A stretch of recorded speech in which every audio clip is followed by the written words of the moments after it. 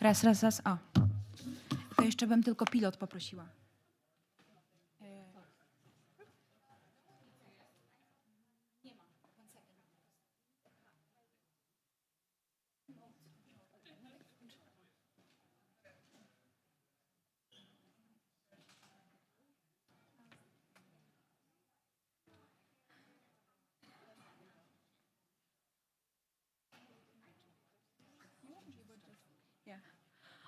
Hi, everyone. Welcome on the first workshop today, which is us participate and innovate, unleashing collective creativity in organizations. My name is Natalia. I'm from Centrum Cyfrowe, based here in Poland, in Warsaw. With me, there are my colleagues, Una from the Hand Museum and Nadia from Platonic Labs from Barcelona, Spain.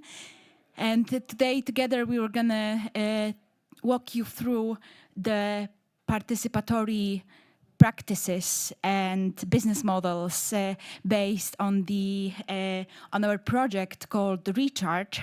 So today we're going to talk a little bit about the project, how we developed frameworks that we also want to practice a little bit in the second part of today's meeting and this workshop.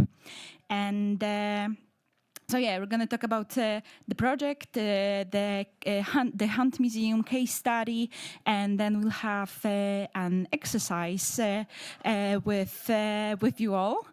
But in the meantime, before we start with all of this, we would like to kind of walk you through the case of participation as such, like how do we all understand participation. And I would like to invite you today to an exercise that we can all do online on Mentimeter.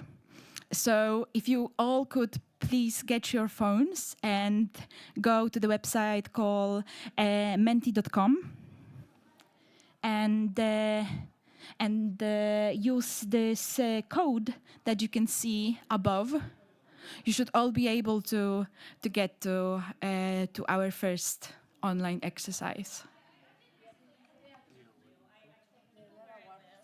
I used my name and my username. Are you there?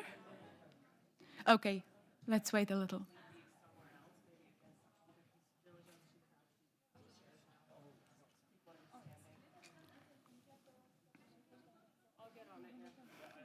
You're on? Yeah. Everyone is there? Okay. Great. So you should be able to see the first question, which is, what is your understanding of participation? Maybe let's give ourselves like 2 more minutes with this because we have another people joining. Hi, everyone. Yeah, all of those who just came in, if you can go to, if you can use your phone and go to the website called menti.com.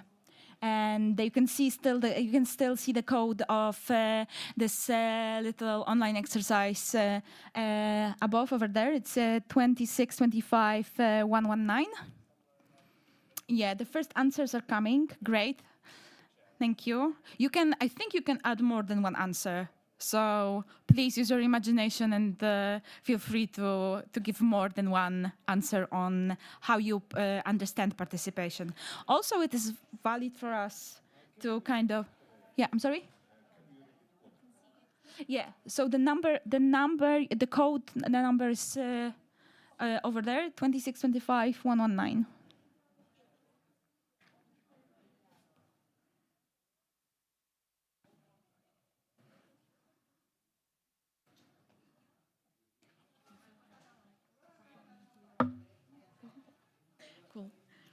All right, so yeah, great. Thank you for the first answers popping out.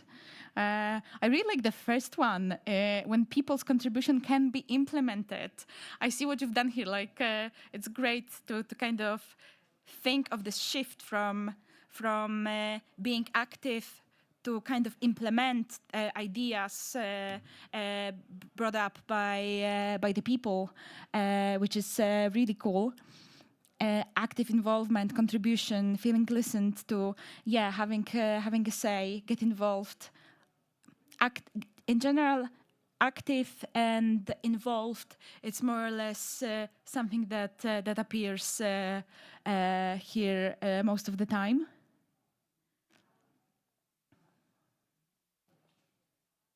To be a part of a project, yes. Is anyone answering still? Yeah, I see a few people still writing, so let's wait a little. Wikipedia, it's a great example of participation. It's also the reason why we are all here. So it's nice to have this answer as well. Being active part of something, contribution, yes. Okay, still see people typing, so take your time.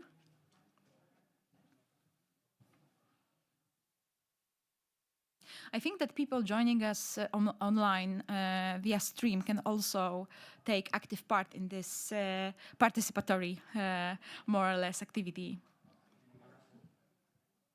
Sharing unique knowledge, experience, that's also very nice.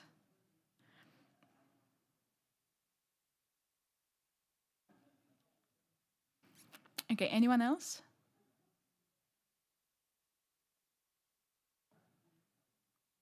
This activism, like this element of being active, being listened to, and have something to say. This is something that we want to extend today, and we want to show you a different level of the participation and how can it be used by cultural institutions in order to find new ways of not only creating and co-creating projects, but also financing, like sustainable financing, and we will get to this part in a moment. So thank you for your answers. That brings us, closer to the topic of participation. And the second question is, you're already there. Great. So, in the second part, we would like to ask you about your own views on the participation from both your personal and organizational point of story or point of view. So it's great that there's so many yes, that participation is important in the projects in your institutions. I really wonder about the not sure part and stories behind it. Yeah. So I don't know if you want to share the people who are not sure if participation is implemented or important in their organization. I don't know if you want to share your thoughts or this uncertainty, because this is something that we also expected a little bit. Lots of institutions that we work with or we approach, they sometimes are active and they look towards their participants or the audience, but and they do have some projects or actions that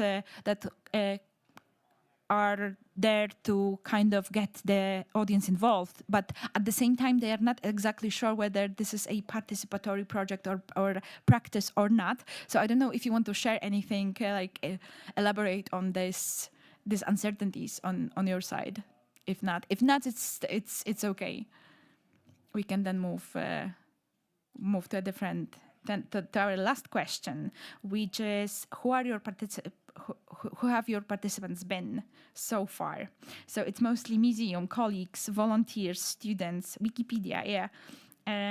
Okay. So it's we are getting more. Great. The volunteer activity. Yes. Community groups. This is something that we also will dive in a little bit more during this workshop. Museums, yes, teachers, educators, great staff, librarians, very good groups and participants.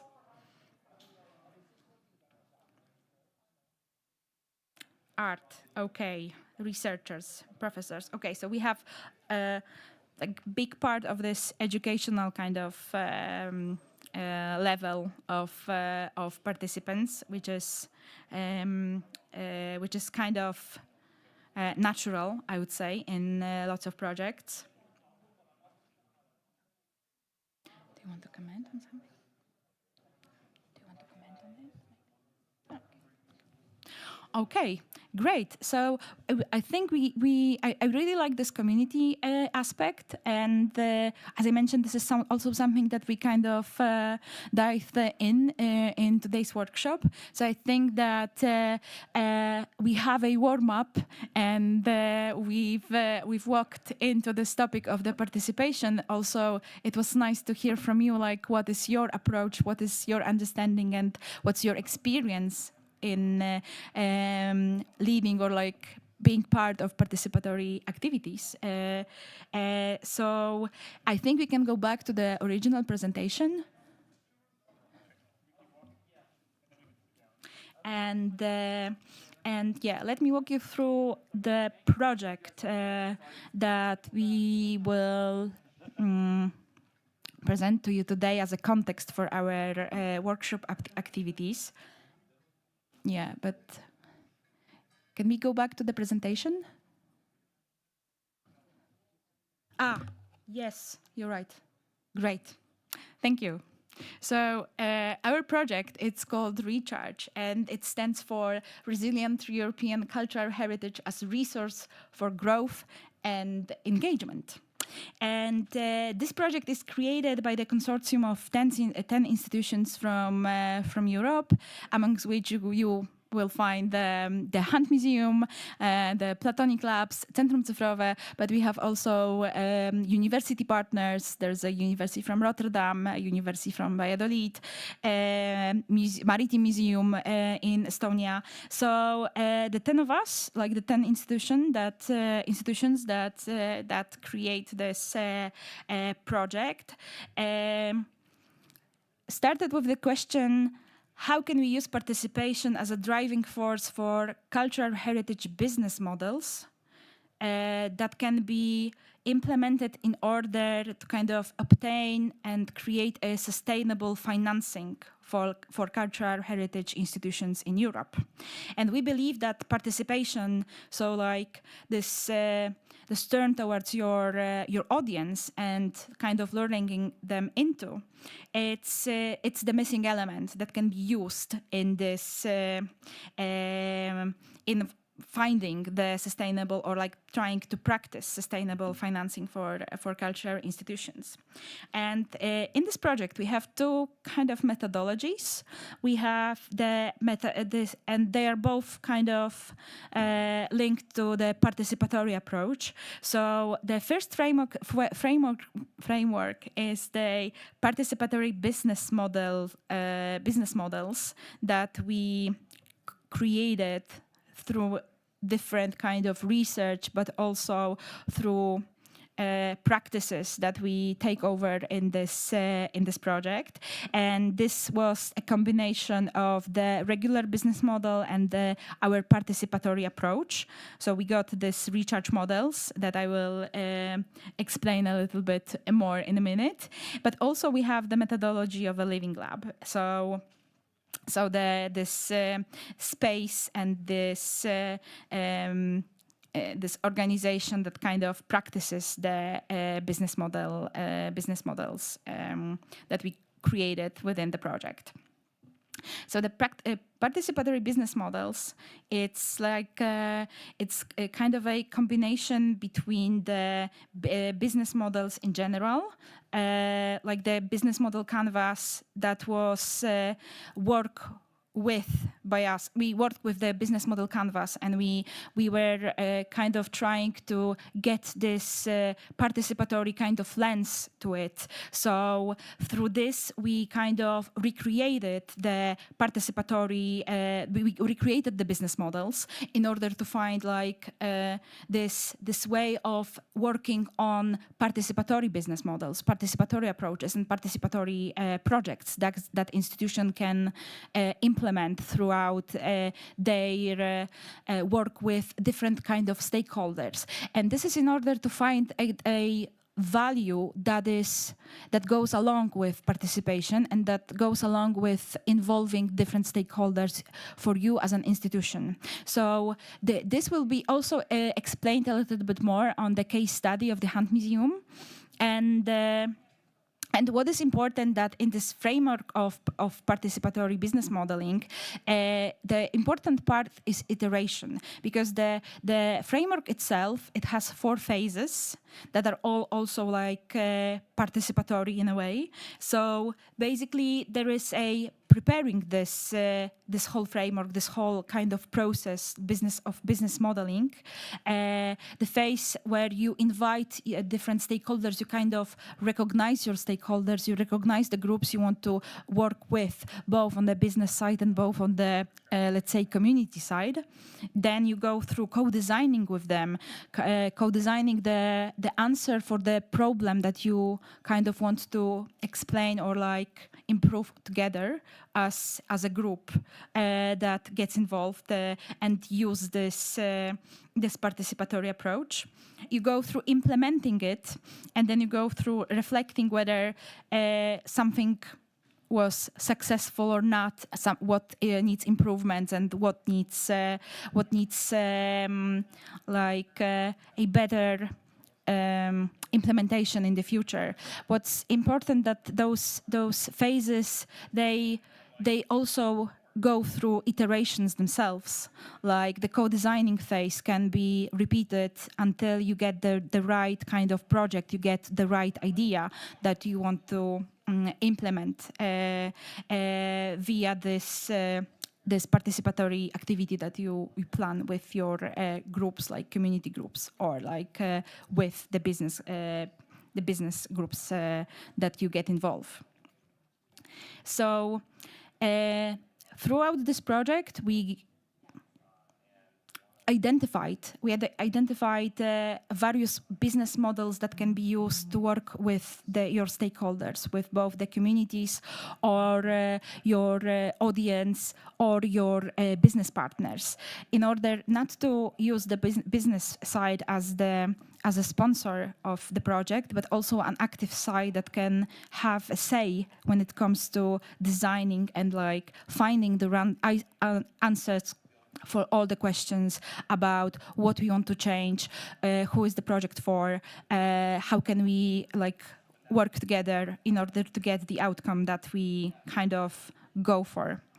And this approach was tested by the Living Labs, and this is the second methodology that we use in the project. And the Living Labs are those dynamic spaces that are created by the 3 museums taking part in this project, and they kind of test various different models, various business models that we identified that you could see at the previous slide, and they work with their stakeholder groups, both on the, let's say, community and on the business side.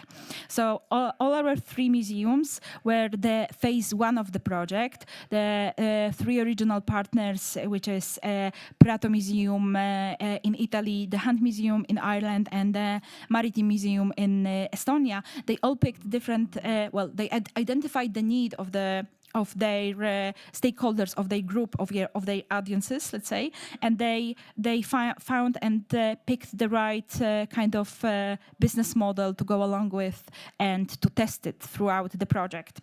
Right now, we also have the second generation of the Living Labs. There are 6 additional cultural institutions that are taking part, and they are kind of experimenting with implementing the Living Lab methodology using this participatory business model canvas in order to kind of go through the whole process as I described it.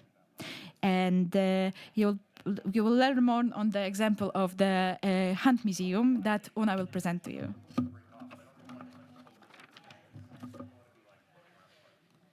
Thank you. I'm a little bit taller. So I don't know about you, but I learn a lot better when theory is shown to me in practice. So let me show you how the Hunt Museum developed their Living Lab as a result of all this theory from the recharge process. And what I'm going to focus on is the participatory nature of the process that we went through in the Hunt Museum to really understand what it was we were trying to learn and test. So we tested the CSR Cultural Heritage Community Model, which was a corporate social responsibility business model. And Natalia has touched on the concept of sponsorship and asking companies for sponsorship. And this is something that cultural heritage institutions are really good at doing and big fans of. But what we wanted to do was to understand what it meant to engage this corporate in a partnership. So we're all developing the project together, because another concept that institutions or cultural institutions are very good at doing is having a great idea and implementing the idea and then inviting people to join the idea. But what we wanted to test was the development of the idea itself with our participants, so that everybody has an equal voice in the process. The challenge that we wanted to solve at the Hunt Museum, what we had identified was that we had, I use this word lightly, you can tell me if you think we solved our problem, a challenge with antisocial behaviour in the garden. So the Hunt Museum is an old customs house building in Limerick in Ireland, which is on the river. And the garden is open. It doesn't close in the evening. It is a public thoroughfare. And in the evening time, people would come, usually young people from a neighbouring community, and engage in antisocial behaviour. So we would see evidence of that in the morning, and this would be a challenge for us. Also in 2023, which is when we first initiated our first steps of this process, we had a focus on climate. So these were our only two kind of prerequisites going into this project, is we wanted to maybe solve this problem and maybe have a focus on climate. So what we did was try to understand our business model canvas. I won't go into too much detail with this, but if you see the levels of participation in this section here, where we're identifying the people that we need to inform, collaborate with, but also ultimately empower. So these levels of participation were really important for us to understand how we wanted to enter into this. So from a real grassroots bottom-up approach rather than a top-down approach. So we enter into a process of co-ideation and co-creation.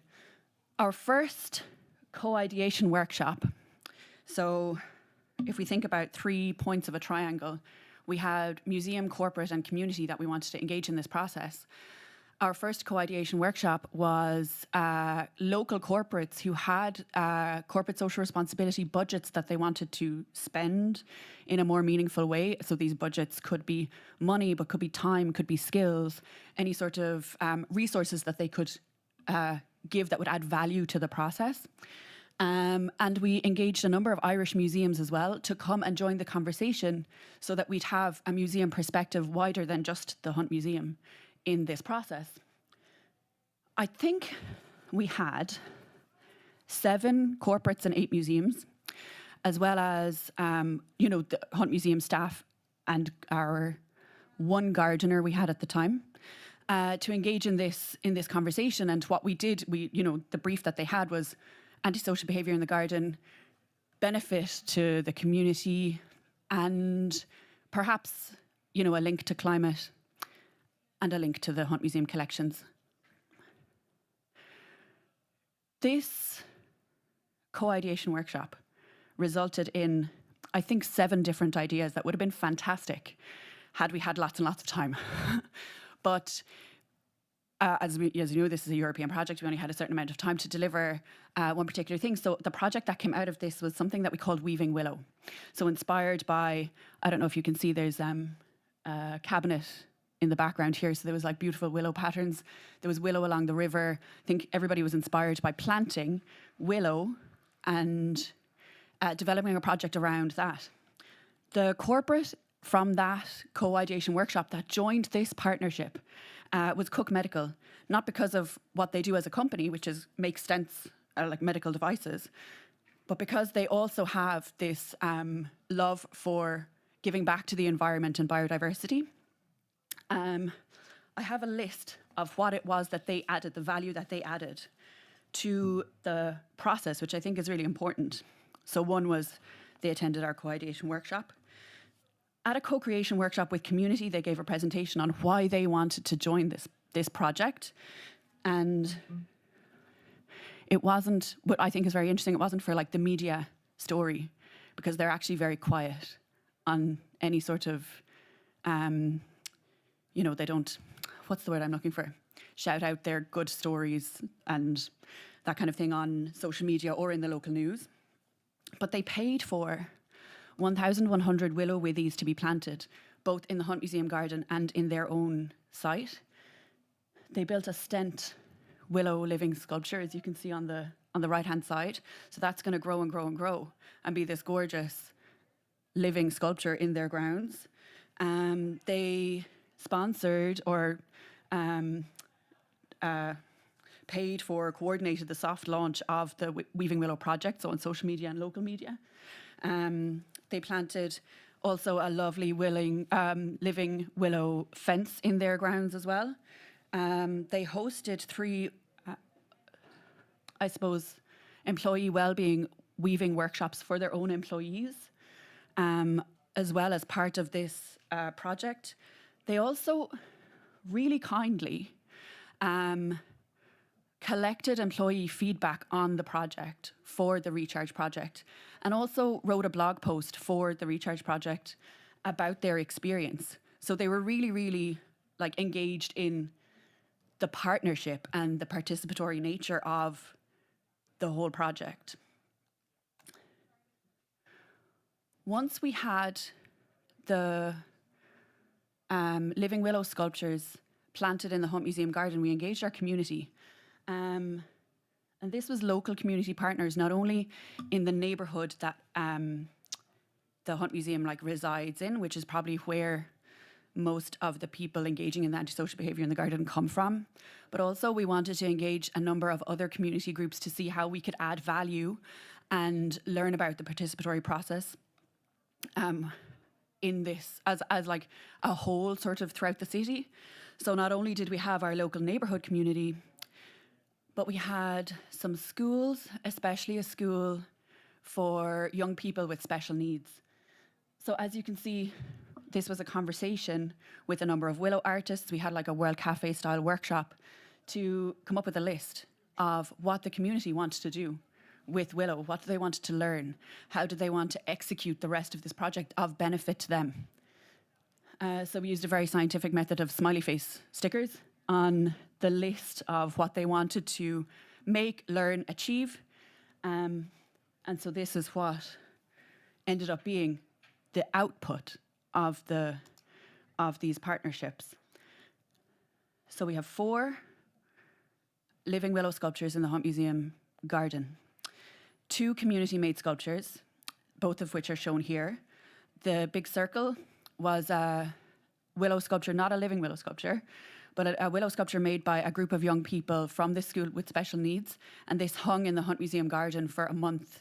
You can see it hanging from a tree for a month last summer. And then this willow pig, I wish I could show you scale. This pig is probably as big as 2 of these chairs together. It's quite a big pig. This was a community-made object where we had a day-long workshop where anybody and everybody could come and contribute to making this pig. In Limerick City, where I'm from and where the Hunt Museum is situated, pigs are an important animal. So one of Limerick City's nicknames is Pig Town. So everybody understood the importance of creating this, and it was inspired by a Hunt Museum object, a little miniature. As you can see, it's made of lots and lots of circles. So anybody who came to the workshop made a circle, and then we had a professional willow artist put it all together in this shape. This pig has travelled around Limerick City, and it was not the Hunt Museum. Our community members who contributed to making this have taken it on the St. Patrick's Day Parade, which I don't know if you know, in Ireland this is huge. It has spent some time in the City Council offices. It has spent time in our neighbourhood community centre. And it was never me or a Hunt Museum staff member who initiated any of that. The community knocked on our door and said, we need the pig. We need our pig. So this was really a really interesting output. Also, we had a number of willow weaving workshops, bird feeders, willow lanterns. What else did we make? As part of learning how to work with this, this cultural and historical and traditional techniques. And you can see. So some of these workshops not only were interesting for, obviously we wanted community together, and you can see there's children, parents, but this is a picture of a daughter teaching her mom. They had just arrived and had the same amount of tutelage that day, but this kind of idea of cross, generational teaching. This gentleman here had never woven willow before in his life, ended up being an expert in 10 minutes, and all of the children in the workshop came to him to help them, even though there was a willow master in the room teaching this workshop. So this kind of an idea of the community really getting together and being involved, even outside of the participatory aspects of the research program, right? Did we solve our problem of reduction of antisocial behaviour in the garden? Yes, we definitely reduced it. It's not gone. I don't know if it ever will be gone because, as I said, it's an open thoroughfare. It's open to the public 24/7. But this greenhouse, before this project, was unused. Was every morning there was a pane of glass that needed to be replaced because it's broken. And all through, so if you come down here, you walk through the back of the Hunt Museum, and all down here was where we had to call somebody from the local council to come and pick up evidence of antisocial behaviour and drug misuse. Now this greenhouse has a big sign on the back of it called Kings Island Community Greenhouse, which is the community that we were engaging. They've taken over the greenhouse. They host plant swaps in this greenhouse regularly. The people who volunteer in the garden now come from this community. So there's a sense of pride that has developed that has definitely reduced the level of antisocial behaviour. There's also, let me see, I had a picture. Sorry, let me go back to one of our first. So this picture here is the willow artist actually demonstrating to community members how to reweave and tend to our willow sculptures. And so it's community members who do that on a regular basis. And if I go back to my picture in the garden very quickly, this is our willow garden here.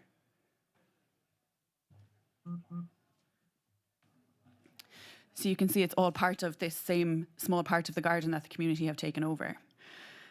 Now, I do have some lessons learned.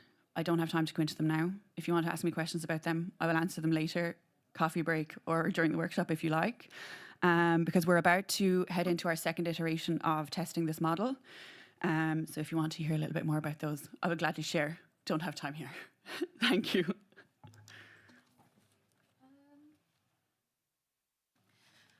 Yeah, so within the Recharge project, we have what is called the Recharge Playbook, and the playbook takes the experiences from each of the living labs in Prato, in the Hunt Museum, and the Maritime Museum in Estonia to create an introduction to the participatory business models and also the workflow and tools that can be used to implement it. The Recharge Playbook is a comprehensive methodological tool, and it includes exercises, detailed guidelines. It's essentially a resource for similar or adjacent institutions or organizations to go through it, ideate, and rethink their business model in ways where they co-create value through participation. So some examples of what you can do with our playbook is find the cultural participatory business model that fits you. We have 9 different business models, if I'm not incorrect. You can figure out the method to your madness in implementing something like a living lab or a living lab, facilitate co-design sessions. The idea behind the playbook is to make this knowledge open and reusable and enable other institutions to imagine, create, and implement similar projects if they're trying to rethink how to both engage with their community and create a sustainable business model. So that leads us to what we're going to do today. So we've taken the playbook and broken it down into a few pieces. So what we're going to do is divide ourselves into 4 groups with about 5 to 6 people per group, and we want to and what we will do is create a problem statement and try to ideate solutions with tools from the playbook, or maybe you can even imagine beyond the playbook. So that is what we are going to do today. There are some tables behind you. I think we're all So I think if you want to group, so the first 4 tables here, if like 1, 2, 3, 4, if each of us can create groups of 5 to 6 at the tables behind us, that would be really great, and we can get started.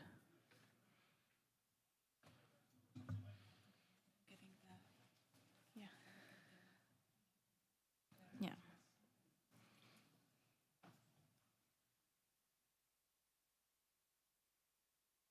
Hopefully this will also offer us a moment to not just listen to the presentation, but engage with other participants in the conference as well.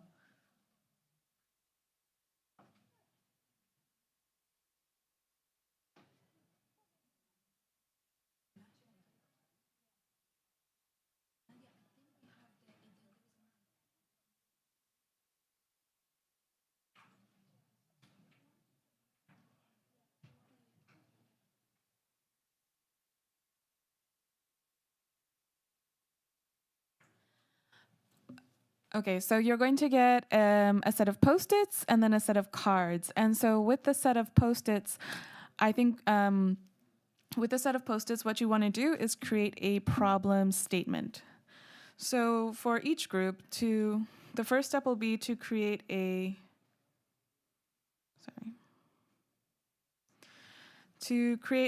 problem statement like maybe you all don't work for the same organization, but maybe you have common issues that or an idea you would like to develop. And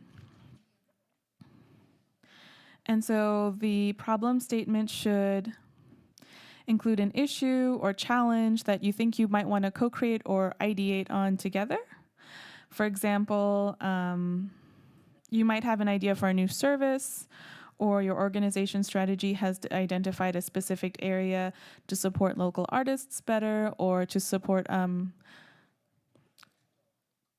a business model that needs revision, or you're looking for ways to strengthen involving other stakeholders. So the first step would be to write the problem statement, which is a challenge, issue, or pain point that you're currently facing, and maybe why this problem matters to you or your group. And the second thing will be to ideate solutions. So you will see like 3 different cards. What if I could with so that. So what if I could is what if I could, what is the what if, or what is the action you could take to solve the challenge you've identified with a specific tool, and then so that to create a specific impact. And you'll see that some of the cards are pre-written with prompts using our playbook, or there are blank cards or which you can fill in your own. So when ideating solutions, I would suggest using at least 1 card that uses content from the playbook, and feel free to use blank ones. So the first step is creating a problem statement or a challenge you want to identify, and then using the cards to sort of ideate or think about different types of solutions. If you have any questions, please raise your hand, or we'll be around to chat with you about how that should work.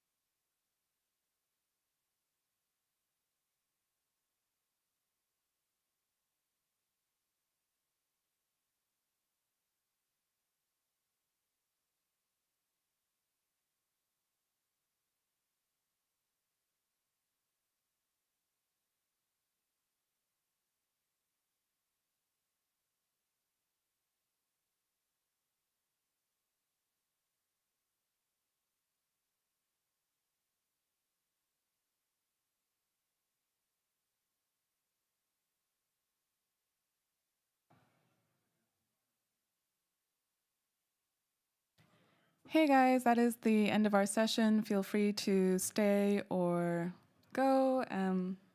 Thank you so much for attending.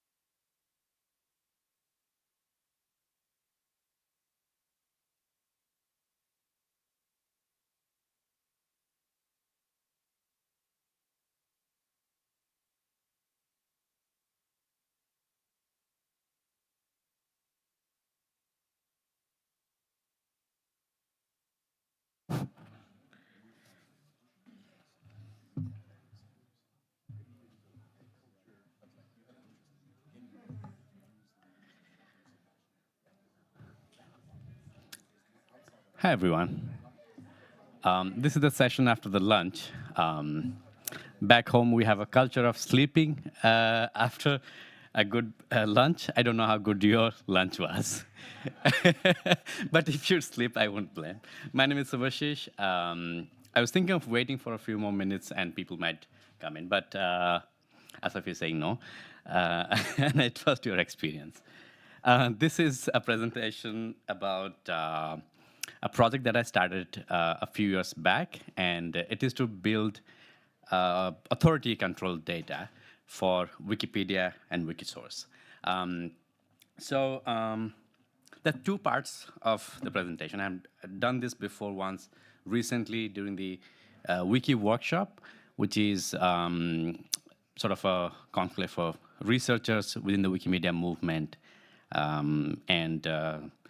And I thought I'll change things slightly, but there are two parts. The first part is about looking at the socioeconomic aspects that impact authority-controlled data, and then looking at the authority-controlled data in the Wikimedia context.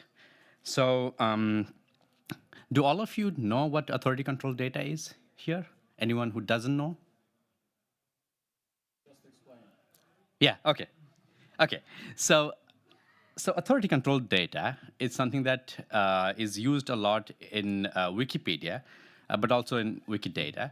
And what it means is Wikipedia, of course, has to rely on primary, secondary, tertiary citations. And these citations come from places that we can trust, hence authority.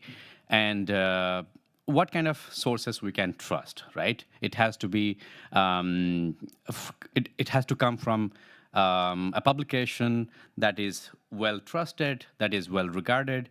It has to come from publications that have presence for a long time and don't publish things that are extremely biased. Bias itself is subjective, but that apart, authority control data has to come from a reliable source, basically.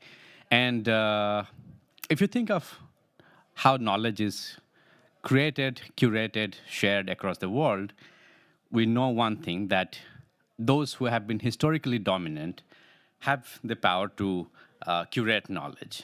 And it changes in different ways, in different contexts. In my own country, India, the community that have been historically dominant have made sure that the knowledge that is produced by the historically marginalized communities is erased, is repressed, and they have also made sure that they are able to appropriate knowledge that is produced by the historically marginalized communities. And unfortunately, I come from the historically dominant community in my country, so I'm the, pardon me, my language, I'm the white person, I'm the white guy in my own country's context.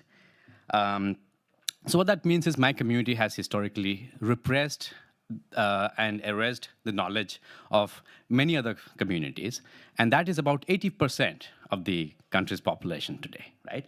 And of course, there's provincial difference and so on. So that changes everything, because what we trust as knowledge, what we trust as reliable sources, are the repositories that are well guarded by people with historical authority. And what we see as authoritative sources, or who we know as authoritative representatives, are the people that are the oppressors, my people. And because of that, the cultural sector has suffered a lot, because many artisans and artists in general are from historically marginalized communities. In India's context, it's the nomadic tribe communities, it's the Dalit communities, it's the Shudra communities, and so on. All the communities that are in the lower level of the socioeconomic pyramid, and they often don't have access to those repositories that have been curating knowledge. So the Brahmin community, which is my community in India, has made sure that the temples, the Hindu temples, do not allow certain ethnic communities inside of the temple. And mostly all the historical documents and things that are preserved for posterity were preserved inside the temples. So what that meant is when all the other communities that produced knowledge, that produced artworks, they would donate that, or they would work in low wages and then give it to the Brahmins, who are the dominant communities, and then the Brahmins would curate these things inside of the temples. So the temples are built by people that are not allowed inside the temples, right? And think of that in different contexts, and it is exactly that in the knowledge sector. So just to give a little bit of context, what socioeconomic stratification I'm talking about. In India's context, there are 4 sort of main categories of varnas, which are basically categories based on occupation, traditional occupation. Brahmins are the priests, Kshatriyas are the warriors, Vaishyas are the business people, and Shudras are the ones that are serving all the 3 other communities. And then these 4 communities are called Savarnas, or people that are part of one of the category. And those who are outside of these 4 categories are called Dalits. And Dalits have always lived outside of the villages. They have forced to skin the cow, to use the skin for making leather, and to bury the dead. And they have historically been disallowed to come into any place that is pure. So hence there is a lot of question of purity and impurity in food and in what people wear, how people talk, and so on. So purity in language, purity in culture, purity in food are quite extremely present in India. So much so that people ask really naive-sounding questions, saying if you are a vegetarian or if you eat meat. And if you are a vegetarian, that basically means that you are a Brahmin. And if you say that I eat meat, then they would ask, what kind of meat do you eat? And if you say if I eat pork and beef, then that basically means that you're a Dalit. So it's very easy to socially oppress people in any place. And it happens all the time in private spaces, in public spaces, and so on. Now going back to artisans, as I said, they mostly come from 3-4 different large communities. The nomadic tribe communities particularly are very much into art, performing art. Arts are predominantly by these communities that move from place to place, don't have permanent houses, often live in tents, and hence the performing arts are performed by them in different places. They move from place to place. In fact, the Roma community in Europe, their ancestors mostly traveled from the Indian states of Rajasthan and Gujarat, and those places in India are very arid, so there's not much scope for agriculture, and it was also forced by the nature on them. And if you think about, if you move all the way to the 21st century, right, we don't have colonization anymore. And we believe that we don't have colonization anymore. And in the digital age, particularly when we think of Wikipedia, we have sort of very black and white rules. We have these rules that say that we have to cite, but we don't ask, has this information ever been curated by the people that have created the information, right? People that have been artists, people that have been artisans, should have been the ones to curate that knowledge, should have been the the perpetual sort of owner of the knowledge that their ancestors have created. But that's not the case. Here, somebody else is deciding what is curated, how it is curated, whose name is added in those documents, and who is basically owning. Often, a lot of artworks are attributed to kings and rulers, as if those kings and rulers were the ones to create. They actually forced people, so much so that often there have been these urban myths that the artisans' hands were cut or the fingers were removed after they created a particular art because they would not be able to create that again for another ruler, right? I mean, we can go back and verify which is true, which is not. But so this was at the back of my head. In 2021, when I was trying to create articles on Wikipedia about Indian artists, particularly from my own province, I found that there's very little information available online, and the information that's available online is mostly about artists from the dominant communities. So there we go back to the same loop. Those who have enjoyed that historical access to all kinds of privileges were able to also influence the press and the media, and their art has been well critiqued, and there's good amount of information about them online. And a lot of artists that come from other historical marginalized communities had no information at all. Fortunately, a friend of mine who is an artist himself was working with a government agency, a provincial government agency, and he was making a list of all the visual artists from the province where I'm from in India. And that was very helpful because the agency published it online. So this is called the Odisha Lalit Kala Academy, and because the government agency, Wikipedia can trust it. So it was helpful in one way. But what I also found out is that the union list of artist names, or the ULAN IDs that are used on Wikidata, and then Wikipedia has an authority control template, which basically goes at the end of the article to say that this particular artist can be trusted, doesn't exist for these artists. And this government agency's list had about 700 artists. There were some duplicates here and there, but roughly about 700 artists. And what I did is I reached out to the Getty Research Institute and asked them if they can create new ULAN IDs for these artists.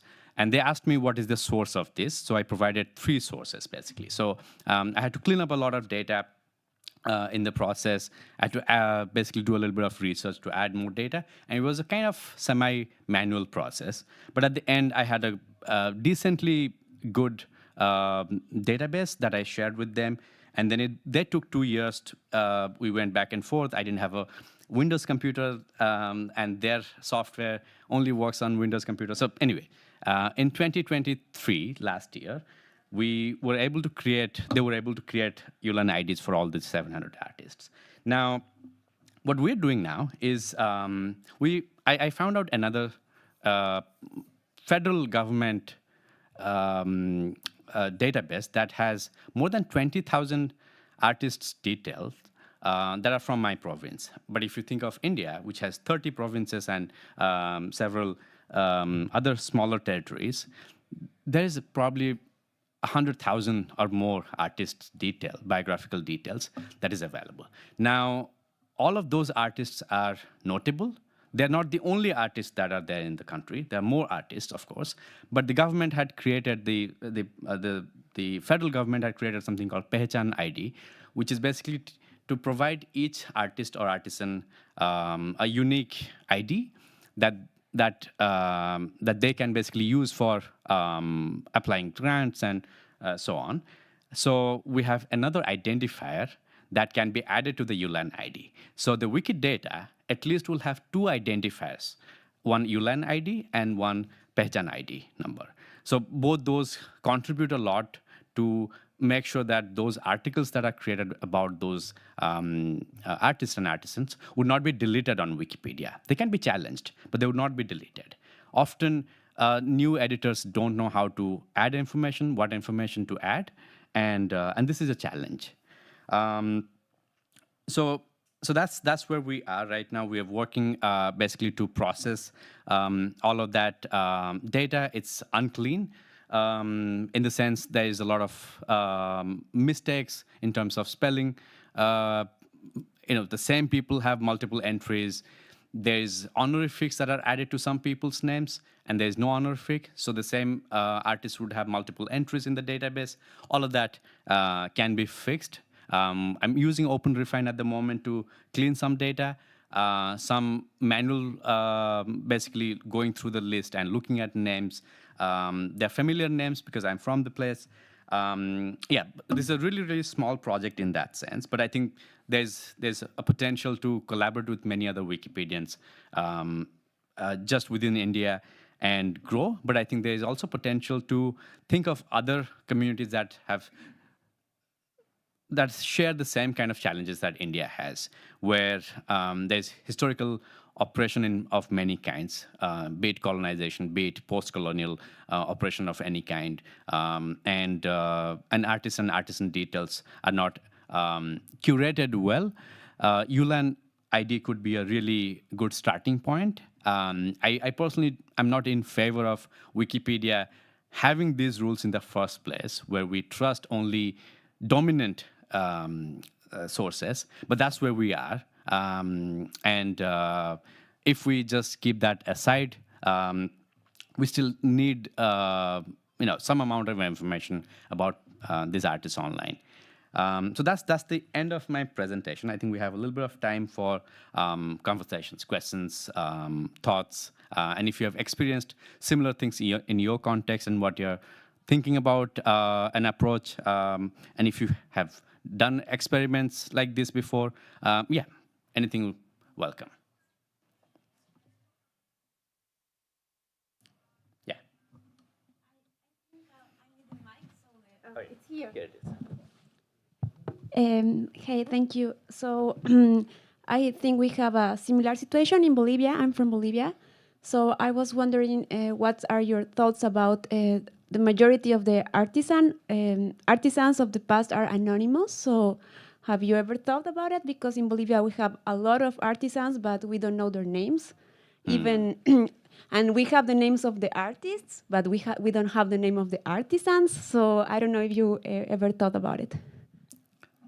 I have thought partially about it, because it's definitely a challenge to do primary research and use that primary research on Wikipedia, right? It's not allowed to begin with.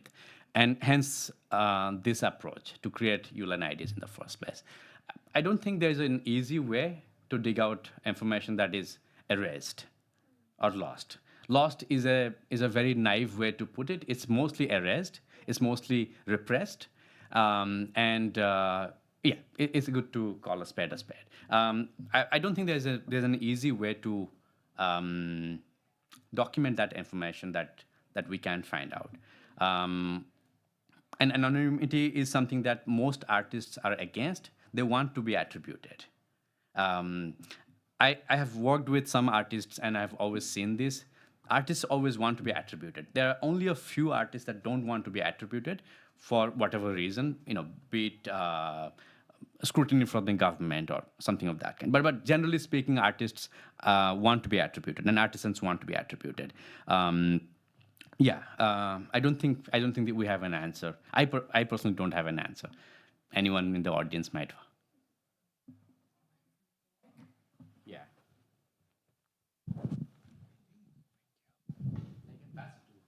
Okay. I have been listening to your presentation with interest, and I thought exactly about the Roma community in Poland, because when I was writing some articles about the Roma community in Poland, I have noticed that there is a problem that various important personalities of this community, they appear in those official sources, like you have mentioned, in the context of the authority control data, only under the Polish given names that don't have any connection to their Roma community, and I'm wondering whether you have some ideas how to work, for example, with some Roma associations in Poland to combat that and to include in those databases those indigenous Roma names into those official records in Poland. Maybe just one sort of technical information here. The Getty Research Institute mostly works with nonprofits, and I co-founded a nonprofit in 2017 with a few fellow Wikipedians, and we used the organization for this purpose. They sign an agreement, a non-financial agreement with an organization where you become the data provider, and this institute or this organization could be that sort of collaborator, a partner with Getty Institute, and then they have sort of a longish process. They need data in a particular format, so they have a template, and it has to exactly match that because that would be ingested into their system as a bulk, as a whole database.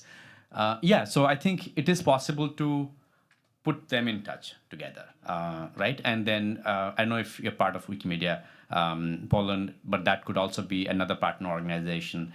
And as an outcome of that partnership would be creating this database and then sending that to Getty, and then Getty would process that, and they would also attribute this organization. So if there are particular individuals or the entire group that need to be attributed, they would attribute on every single ULAN ID.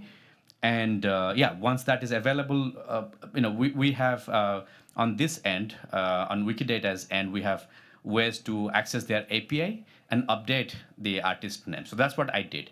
Once they created the ULAN IDs, before they created the ULAN IDs, I had created the Wikidata entry for each artist, and I had included the Wikidata QID in each artist data. So the moment Getty created the ULAN IDs, they also added the Wikidata ID, and both are linked databases, right? It's easier for them to speak to each other, that's very, very helpful, because tomorrow if there'll be a secondary database that will be created, then they will have two IDs to begin with. So that can be easily done.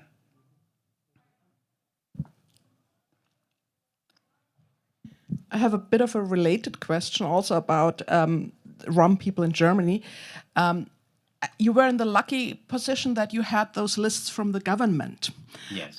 So often these kind of lists don't exist for other groups, and often it's small organizations that already exist that are trying to gather that information.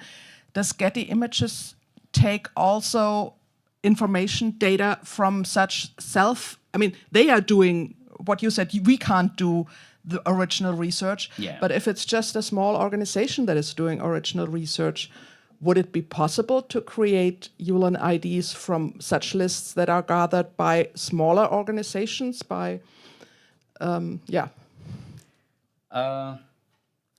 their level where they say? The short answer to that is in my 13, 14 years of being a Wikipedian, one thing that I've learned is you have to be very, very persistent and just keep bothering people in a nice way. And they would eventually understand that you bring good wealth of knowledge, irrespective of the organization size. Being an individual is tricky, maybe, but finding an organization that would be the host organization and sign this agreement, I don't think that would be really hard. The agreement is just sort of a technical part of the process, but I think finding an organization that will be a host organization, and it will be really nice to find an organization that kind of represents the community, the artist community in this case. This is an institute that the government institute basically supports artists financially, in training and so on. But I think it is possible to find an institution and do that collaboration. Thank you.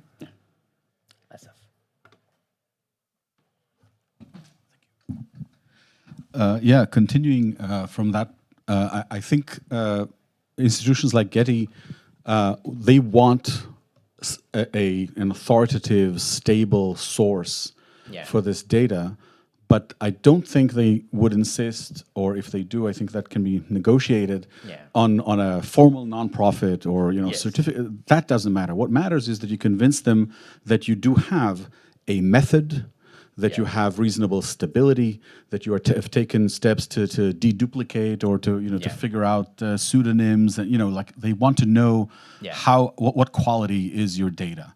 And so even where you're not as lucky as Subhashish to have had kind of a seed of high quality data, you could find partners, you could find even a collective of independent scholars who decide to start documenting their process, their method, can eventually produce, and as you say, persistence, right? It takes time, but you can eventually produce something that would be considered good enough to rely on, and these things feed each other, right? Even your creating the Wikidata entity helped the ULAN people feel better about, okay, I'm not just creating some ULAN number that links to nothing. And they like Wikidata. It links to Wikidata. That's what I'm saying. Wikidata has arrived in the sense that serious librarians and serious information science people treat it as a legitimate source to link to rely on.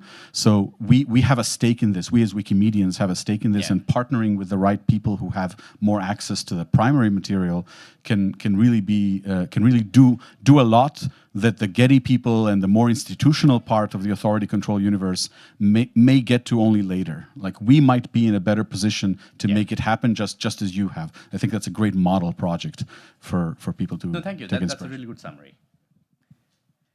Okay, time is up. Thank you so much. Really appreciate it.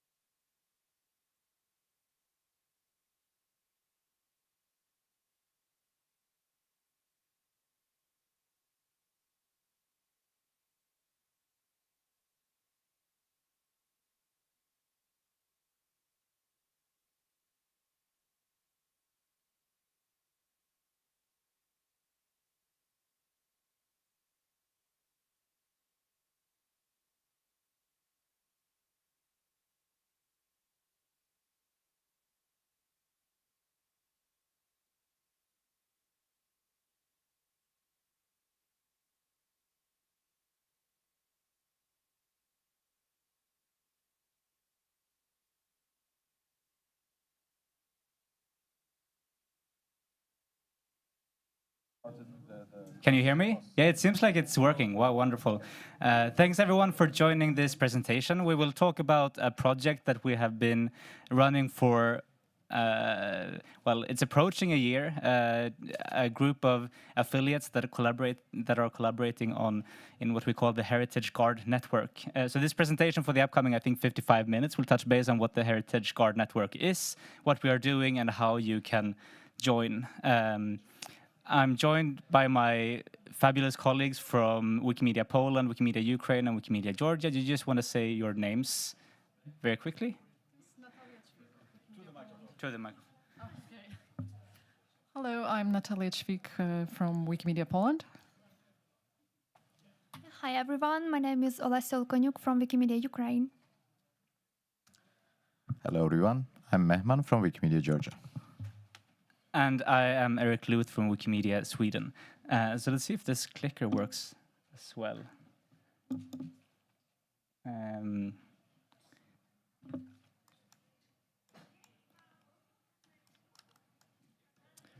Do I need to do something for changing the slide? Otherwise, you can just enjoy the very beautiful graphics from the visual team.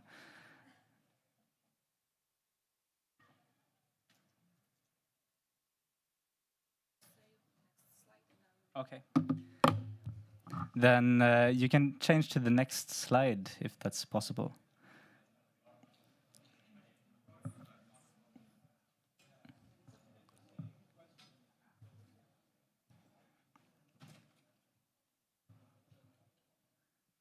There we go. So the presentation, as I mentioned very briefly, we'll do a brief introduction to what the Heritage Guard Network is all about. We'll share a few case study examples of how we have been working, a very brief intro also to the project timeline, the working groups that constitute the core part to the project, and finally, as I mentioned, how you can join us. And with that, I think that you can change to the next slide, please.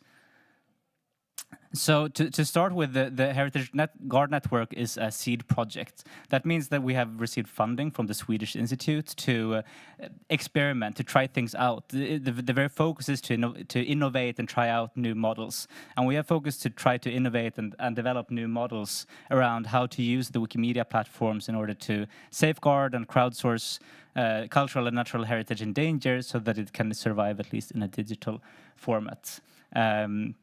The Swedish Institute is like Alliance Française or like Goethe Institute or one of those kind of cultural institutes that I think exist in many different countries, and they typically support civil society collaboration, especially when it's about collaborating across borders. So that's also why we have a great group of chapters with Wikimedia Georgia, Poland, Ukraine, and Wikimedia Sweden.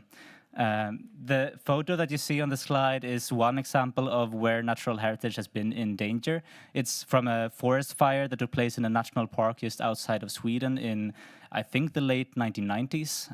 This photo was one of the finalists in the Wiki Loves Earth competition in Sweden and shows the disaster or the heavy impact of the fire on the national park in Sweden. So if you go to this national park now, it's still like you see the burnt down remains rather than a beautiful flourishing forest. With that, I think that you can go to the next slide, please. And I will hand over to Olesia to...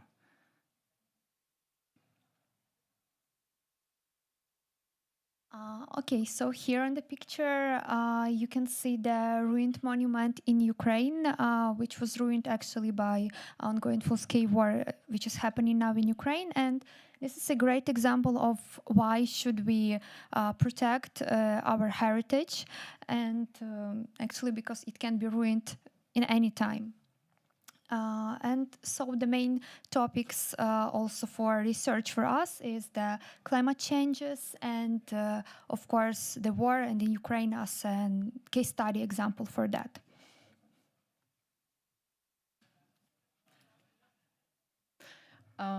And the reason we decided to cooperate in this project was also to learn from each other. We all need to diversify sources of revenue for our affiliates, user groups, chapters, and applying for external funding other than just Wikimedia Foundation is a great fundraising exercise, actually. And thanks to Wikimedia Sweden, we had an opportunity to cooperate for actually several months together before applying for funding. And during those months, we were trying to come up with ideas on how to prepare the actual application. And that was a very intense, but also skill-sharing process. And we also wanted to explore hub collaboration, and apart from the partners that you saw at the beginning, we are cooperating with CE Hub and Content Partnerships Hub, and they served as sort of proxies in the whole process. And it turned out that they have the capacity to combine resources, and that's why we came together and decided to apply together for the funding. Next slide, please. So how we work, as Eric said, this is a seed project, which is a beautiful concept, meaning that the funder, the Swedish Institute, gives us time to explore, to figure out if we want to create the real heritage guard network in the future in a more structured, systemic way. So this is funding for thinking, for figuring out, for exploring, for experimenting. And in order to do that and to come up with conclusions, we are working in 4 groups, and each partner is responsible for a different group. And that is, one group takes care of the topic of risks within the realm of heritage safeguarding. The other, led by Wikimedia Sweden, is interested in technology and content, and we will go more into details about the groups soon. The group that is led by Wikimedia Poland is interested in how to engage people into the network, and Wikimedia Georgia is leading legal and copyright group, and we will go into more details about how we are working with the groups and what are the outcomes so far of our findings, because we are in the middle of the project. So this is just, status quo for today. You can take to the next slide. The next slide, please. So, as I think I mentioned previously before, we started this project late in last year, in December, I think, when we actually got to know that we received the funding from the Swedish Institute. It was a happy day. Just realized that also that means that we need to start to do the planning and carrying and implementing the project as well, not only planning it. We have had 2 physical meetings. So we met in Stockholm in February. Mehman complains that it was very snowy and cold, and said that everything will be much better in Tbilisi. And in Tbilisi it rained for 5 days. I don't know. It didn't change too much for the better, the weather, I think. But we have had 2 physical meetings to try to really get to the core. What does this project mean? I mean, it is an experimental and innovative thinking project, and Natalia called it so it's a lot about conceptualizing, meeting together and figuring out how to do this together. How can we develop the best models for using the Wikimedia platforms that we all love for safeguarding and documenting cultural and natural heritage in danger? So we have had 2 of these physical meetings. We have also presented the outcome in different occasions. We presented them at the UNESCO conference earlier in March or April, I think, and also in other occasions. And all of the working groups that Natalia mentioned are up and running. We have had meetings with external partners since earlier this spring, and are working on the working groups will lead to final papers that will eventually be presented at the final event that takes place in Poland in the beginning of November. And those working groups, like the meetings, have meant that we have already started to working on also developing those final papers. And hopefully, I think it's like the work so far has been really exciting, and we have a few really important insights from external partners. So I think that this final event will actually have a lot of interesting things to say. So stay tuned for more information about the final event in Poland in November. And then the project formally ends 28th of February 2025, when we will also be able to apply for a much larger grant. So if we are successful and we can show that there is a sustainability, like among our crazy thoughts, there is something tangible that we can actually start to develop, then we are eligible for a much larger amount of funding from the Swedish Institute. And this photo, Mehman explained very well exactly what it depicted, and I don't recall exactly what, but I think he has a microphone in his hand. Hello. In this picture you see the historic part of Tbilisi and the harmony of the cultures. Like there is Christian cultures monument, Narikhala, and Muslim culture. It's Moscow here. Also near this there is synagogue. That's harmony of the culture which exists in Tbilisi, and it also shows us like harmony between us, between our partners, like different culture, different mind, but we are working for same goal. Thank you, Mehman. I think you can change to the next slide with that. And here you can see a few examples of the physical meetings that we have had in during the last year. You can see how sunny and beautiful it was here in the last image from Tbilisi. But we also met up in Stockholm and had a beautiful, I think, a tour of the National Archives in Stockholm to see like some really old documents about Ukrainian heritage in Sweden. I think the oldest manuscript was like from the 12th century or something like that. A really impressive old manuscript. Natalia looks very happy on the photo from the National Archives. And we also had a beautiful, I think, tour of the National Parliamentary Library in Tbilisi. So we have also tried to use those physical meetings for also meeting with a few of the external partners that have a lot of important insights in how to actually safeguard the cultural and natural heritage. You can change to the next slide, please. And one of those 4 working groups that we have been talking about is the Technology and Content working group that is led by Wikimedia Sweden. And I know nothing about technology and content, so it's like my colleagues that do the most part of the actual heavy data and content work, but I'm trying to coordinate and talk with external partners on how we can actually make as good use of the Wikimedia platforms as possible when it comes to safeguarding natural and cultural heritage. I think you can change to the next slide. So we have a few different questions that we are trying to answer throughout this process. Like, what is the best way to actually use the Wikimedia platforms for crowdsourcing content on cultural and natural heritage in danger? We have the 2 very large photo competitions that all of you know about, Wiki Loves Monuments and Wiki Loves Earth. Can we improve those competitions? Like, how can we work with data? How can we work with partners to make sure that these get even more efficient? Can we use data in different ways and make sure that the data gets more searchable, findable? How can we make it as easy as possible for people to actually find the material that we have on the Wikimedia platforms? As you all know, there's so much info on the Wikimedia platforms that sometimes is a bit tricky to find. So are there ways of actually making it easier to search and find the content? And how can we collaborate with external partners to make sure that we get more content to the Wikimedia platforms, both data and content? Data so that we can improve the campaigns, the competitions even more, but also, of course, content, photos to illustrate Wikipedia articles, or data about where monuments exist, and so on. So these are a few different questions that we are trying to explore through the technology and content working group. And with that, you can change to the next slide, please. In the working group, which combines a few different cultural heritage institutions, mostly and a few researchers, we have had two virtual meetings now during the spring.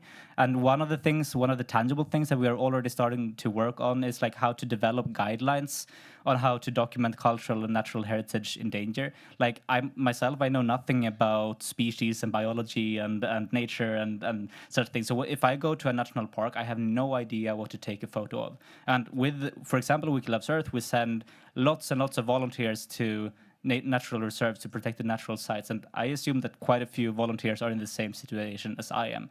Can we develop guidelines? Can we make it easier for volunteers in one way or another to actually understand what is special with this protected natural site? What is it that I should focus on when I take a photo of this national park or whatever it might be? Or when I go to a monument or a church or a synagogue or whatever it might be, like how do I completely document this building? What aspects of the building do I need to focus on in order to make as good coverage of this monument as possible? We know, for example, in Sweden, the authorities have very few photographers to actually take official photos on monuments in Sweden. Instead, they rely on the photos of Wikimedia Commons. So what we do on the Wikimedia platforms is extremely important, not only for Wikipedia and our own platforms, but also how monuments is seen by external partners and thus also by a large general public. So can they help us to get better when we try to support volunteers in documenting cultural and natural heritage? These are a few of the different questions that we are trying to explore. Maybe we won't be able to answer them, but at least we can start to explore them through this working group. And with that, you can change to the next slide, please. And then it's time for a small quiz, because something that Mehman will talk more about later is how the lack of freedom of panorama makes it hard in very many parts of the world to actually document cultural heritage in danger. So we thought, what happens if we have no freedom of panorama and then we just take away the monuments on the photos? This is perfectly legal, I think, if you have no freedom of panorama legislation in your country because you don't see any monument. But it's also a pity to not see the monument because you don't really maybe realize where this thing is taking place. So we're having a few photos throughout this presentation where we just simply took away the monument from the image and let you guess where this is in the world. So I don't know, maybe someone has a guess of what this depicts. Sorry. Dubai? Yeah, could be Dubai. I don't think this is Dubai, actually. This is another kind of monument. That's a better guess. Like something he said Egypt. If you don't hear like without the microphone, it's something in Egypt. Pyramids. Yes. If you change to the next slide, you see what the place looks like if you actually have the monuments in the image as well. The Giza pyramids and the previous image, the desert around the Giza pyramids without the crucial part of the photo. So with that, you can change to the next slide, please.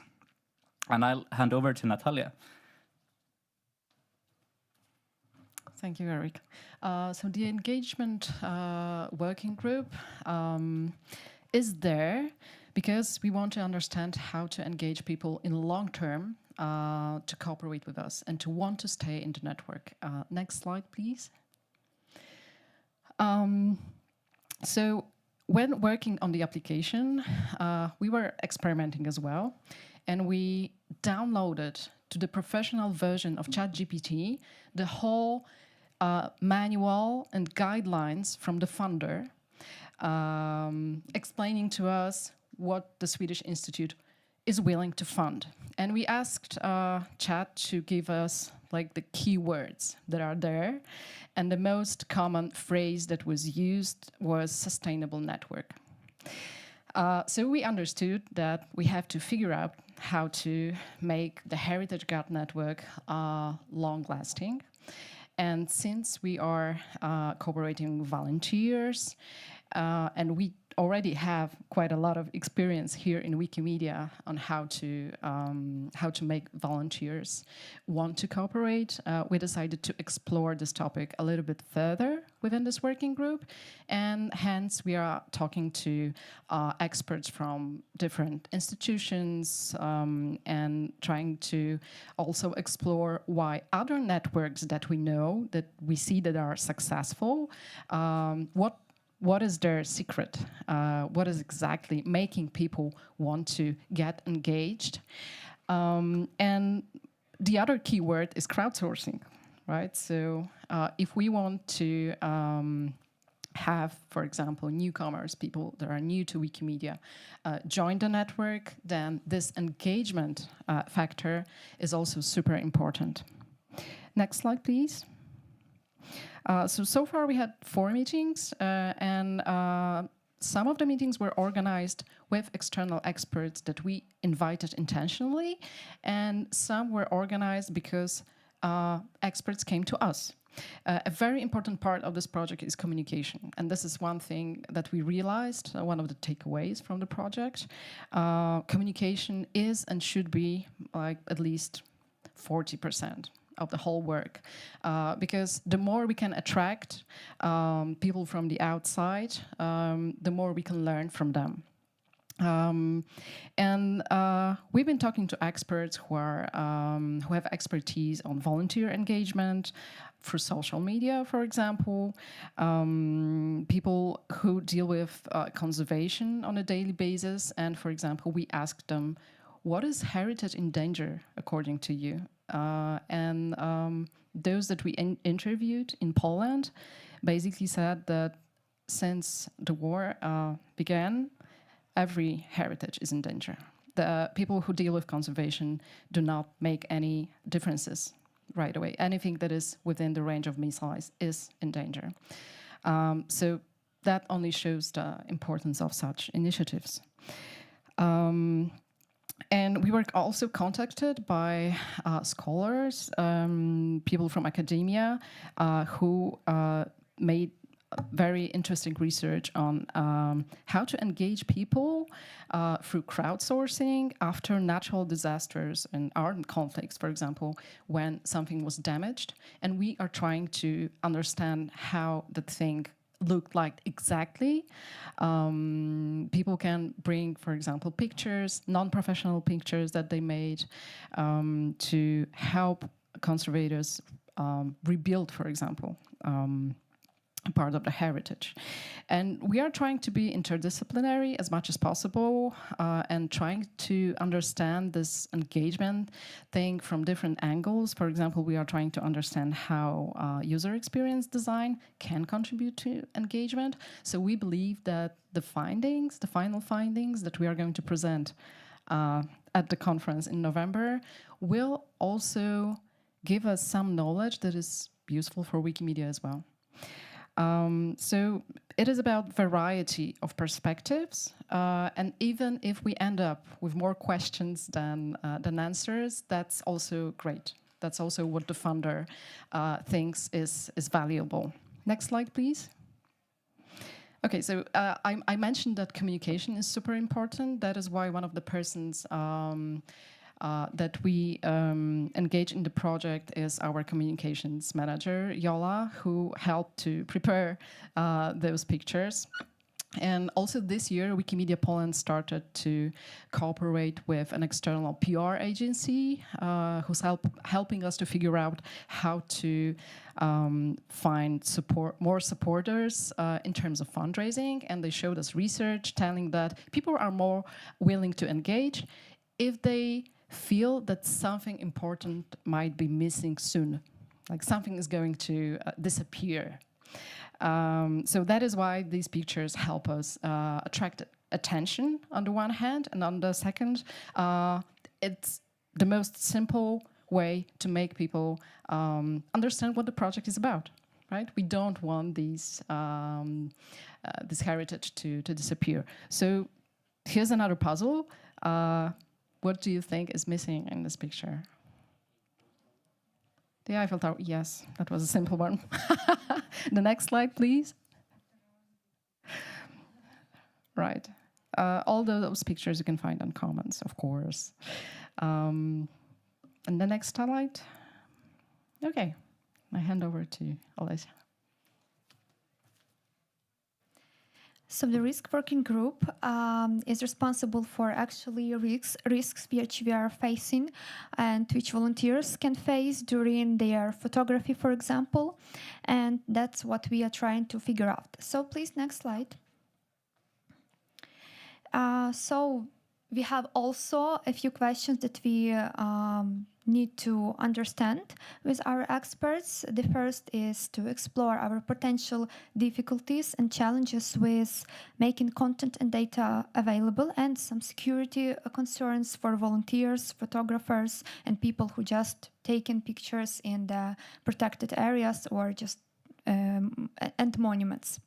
Also identify and comply information about existing cultural and also natural heritage institutions and their data sets in the Baltic Sea region. And yeah, this is the great start to create this network of the institutions, and we already started to do so. And it can be very useful for the future and for the networking in general. And as well to explore the intersection between the cultural and natural heritage, especially the one in danger. Please, next slide. So we had already 4 meetings with our working group. Here you can see some screenshot from them. And we engaged 7 experts in our group, which are Wikimedians and people from some museums internationally, and the people and experts in Ukraine, as actually Ukraine is a good example of the risks that can we face. So the Ukrainian experts are really helpful in this, because they can provide needed information. So the main focus for us right now is to conduct interviews with the experts and cultural and natural institutions in Ukraine and in the Baltic Sea region and internationally to understand and to answer actually the questions that we have in right now. Of course, we, as Natalia mentioned, we understand that we cannot answer all the questions that we have in this project, but of course, at least if you will have some base to this, that will be really great. So we actually started to write messages and inviting cultural and natural institutions to join this questionnaire and to answer the questions. Yes, after it, we will conduct a final paper, and it will be a good background for that. And as well, please next slide. One more question and the main, almost the main one that we are trying to understand is the risks for volunteers. So if you are a professional or just amateur volunteer, or you have taken pictures for the Wiki Loves Earth, Wiki Loves Monuments, or in the protected areas, we invite you to help us and open this form. This QR code, you can find a short form. If you want, you can join with filling out the answers. There are simple answers, simple questions, and we're trying to understand what risk you face during your photography and actually how it can be avoided. Yes, next slide. So next quiz with your suggestions. What is missing here? Yeah, that's also was a simple. Next slide, please. Yes. Thank you, Dan. And I'm giving my word to Mahman. Oh, thank you. So you can have all resources and platform where you can share the resources, but sometimes countries' policies can limit your ability to move these all resources to the Wikimedia platforms, because Wikimedia use the free license policies, and countries some countries limit access to use their resources or share these resources with everyone freely. Next slide, please. That's why we decided to focus on countries' laws. First stage, it's about Georgia, Poland, Ukraine, and Sweden, and to understand what the current status of these laws and how we can use these resources in our platforms. That's why we started to checking and running the research to understand that countries' policies in these countries, and also check the freedom of panorama status. Unfortunately, in Eastern Europe, many countries limit the freedom of panorama. That's why we can't share, especially new cultural heritage monuments from our country in Wikimedia Commons, and we can just share the monuments from Middle Age or which is more than 70 years ago. Between our partners, Poland are very lucky because there is freedom of panorama, and you can share these all monuments and image from the Poland on Wikimedia Commons. Sweden partly lucky because there is some issues, but we will share. You can read this in our outcome document. And Georgia and Ukraine is not lucky so much in this. And also we are checking the European Union directives, what's the status in EU, because there are some countries like France and Italy who has no freedom of panorama, and they're not agree with, for example, countries like Germany to have a freedom of panorama between in EU. Next slide, please. And our outcomes will be this, we can give you some suggestions how to run policy research in your country. And also we will share with you our like outcome from our research, what we done, and how we can use this for your purpose. And at the end, we give you practical recommendation how you can work with your government agencies or your national parliament or state to like change your like policies in your country, and like what like positive language to talk with them and give them some ideas how it will be benefits for you, like for the country, to use this. And yes, that's this. And next slide, please. Well, it looks like how you will see the photos on Wikimedia Commons if you don't have, for example, freedom of panorama or limited policy in your country. And this is the hard one because I didn't get it what's on this picture, and maybe you can get it what's here. It's hard one, really. Yes, it's Stonehenge here. Yeah. No worries, because I didn't get it all. God. No, here is not copyright, but for example, for new, like in new cultural monuments, it's there is issue. For example, who visit last year at Tbilisi, and you see this new church, the biggest one, I guess, in Caucasus, Sameba. You can't take a picture from this monument because it was built in 2004.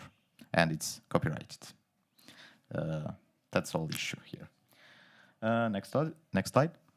Yeah, I'll hand over to Eric to close. Thanks. I hope that gave somewhat of an overview of what we are currently focusing on doing in the Heritage Guard network. And the final part is, of course, that we want to invite more people to join the network.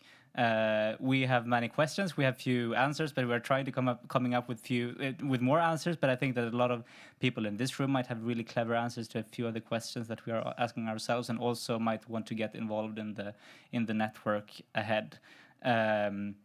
So on the QR code to the furthest left, you can see the main page of the Heritage Guard network on MetaWiki, and we also have a survey for volunteers that would like to join the network. So if you're interested, then you can take the QR code to the right. That's right, yeah. And fill in information about what you're interested in and how you want to engage, and then we will reach out to you. We also want to make sure that we don't talk all the time, but rather get potential questions and thoughts from your end. So I think that we might stop there, and if there's anyone that has a question or thought, comment in the room, then we're more than happy to hear. There's one there. Do you want to run with the microphone, Mehman? Thank you so much. Very inspiring, and congratulations for this initiative. A few thoughts, and probably these are questions as well. First, to mention that there is an expert group on digitalization of cultural heritage, expert group to the European Commission, that is working on a very interesting projects like Twinit, which is related to 3D digitalization. And this work of this group is related to one resolution from 2021, which to me corresponds with part of your goals, because it is expected for all countries, all member states, to have a methodology to distinguish between three types of objects, of cultural heritage objects: endangered, like it is in the case, it is always like in the case with Ukraine, for example, those that are very popular, and those that are under-digitized.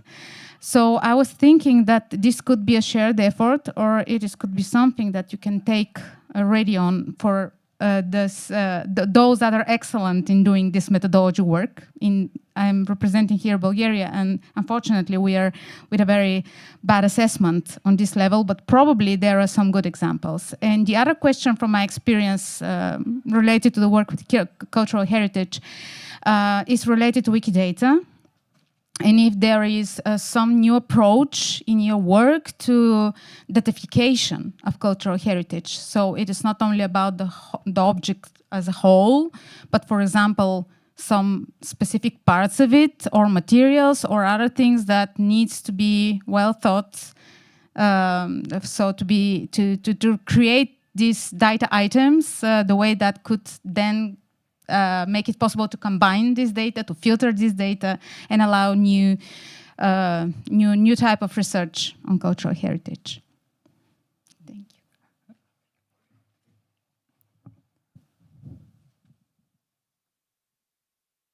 Yeah, hello, my name is Martin. 13 years ago, I started the Semantic Media Wiki project, which also targeted collecting the information about buildings. And of course, you can feel free to get some ideas from that project. And from this project, I saw that only few people officially are on the buildings officially are under national heritage, and there is a big gap of things that are of interest that are not officially have an official national heritage status. So my question also was, like, I think you're basically targeting everything, not only what the state considers as heritage, I think. Thanks. Yeah, I think that's a few really great points. And if you want to add anything, Natalia, Olesia, Mehman, feel free.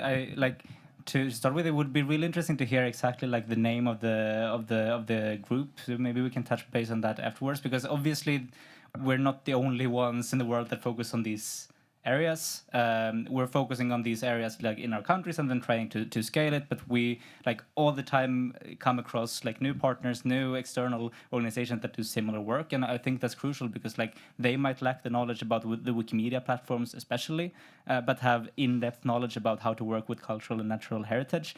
And we might lack knowledge about how to work with natural and cultural heritage, but we do know how to work with the Wikimedia platform. So more than happy to get those names. And I also really happy to hear like the thoughts about like data, not only about like the institutions or whatever, but also the items and the content. Like something that we're thinking a lot about is, for example, we have really good data in Sweden from the Environmental Protection Agency. We have had like shape files that we have uploaded to Wikimedia Commons, so you can turn it into a map, and you can see on the map like how to go to a natural reserve, like all the whatever 4,000 that exists or whatever. But when you get to that natural reserve, like what should you take a photo of? Like it's really difficult.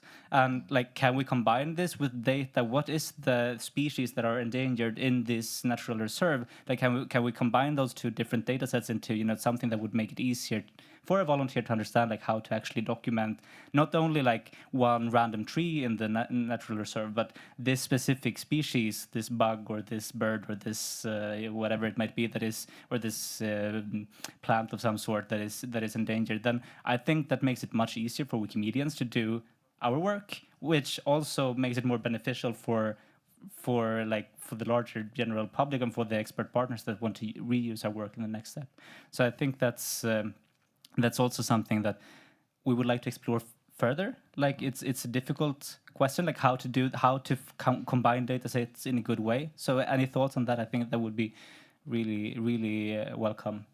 And finally, I think it's like super tricky question, like with the data sets that you get from the state, because they will have left things out, or there's like they are never fully comprehensive. I don't know if you have examples from Georgia, Ukraine, or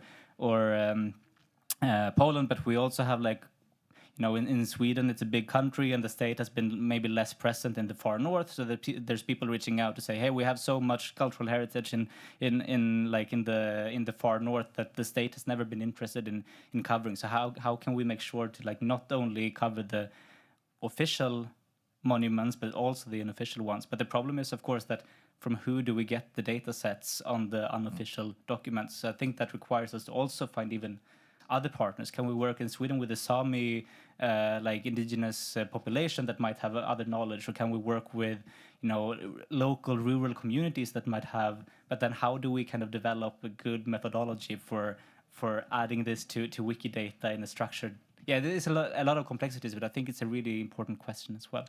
Yeah, I just want to add that we just started, like we are just exploring, and now we are like doing everything very formally. Like for example, datasets, we are relying on the countries' datasets, what they have. But of course, at the end of the project, we'll expand this list and not just rely to the countries' official datasets, but we'll check the municipalities on like local level what they have. Maybe they have more than countries' datasets, and we'll develop this project. Any questions?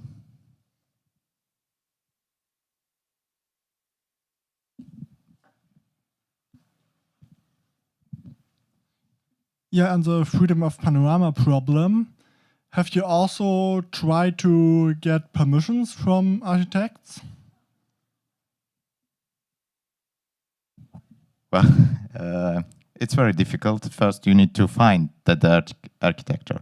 Also, there is hundreds or thousands of the objects in like in our country. I'm talking about Georgia, and sometimes the architecture is not Georgian at all. There are foreigners, and if we start to like pair the monument, find the architecture, and ask them to permission, it's it's big work, and we didn't achieve. I guess in sometimes we didn't achieve our goal, and it's difficult. And Wikimania Georgia is not big organization and affiliates, and just with the free staff members, you can't do like anything.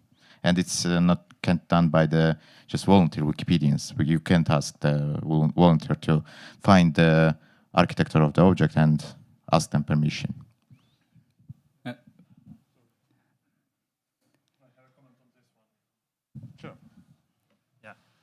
That Mykola Nikkei, Wiki loves Monuments Ukraine. So we did try to do something like that about getting permissions from architects. First, it's very difficult to find like who the architect is for some places. For like famous monuments, it's relatively feasible, but there is like a correlation between how the monument is feasible and how much the architect is unwilling to give permission. For example, like the most famous statue in Kyiv, its architect like deliberately tried to sue people for not publishing, for like using the pictures of the monument. So there is like some correlation on this one. Of course, there is a problem of identity. Like we did succeed with some like not very commercializable monuments. So for example, we got permission for the presidential administration building because somebody knew somebody who knew like son of the architect.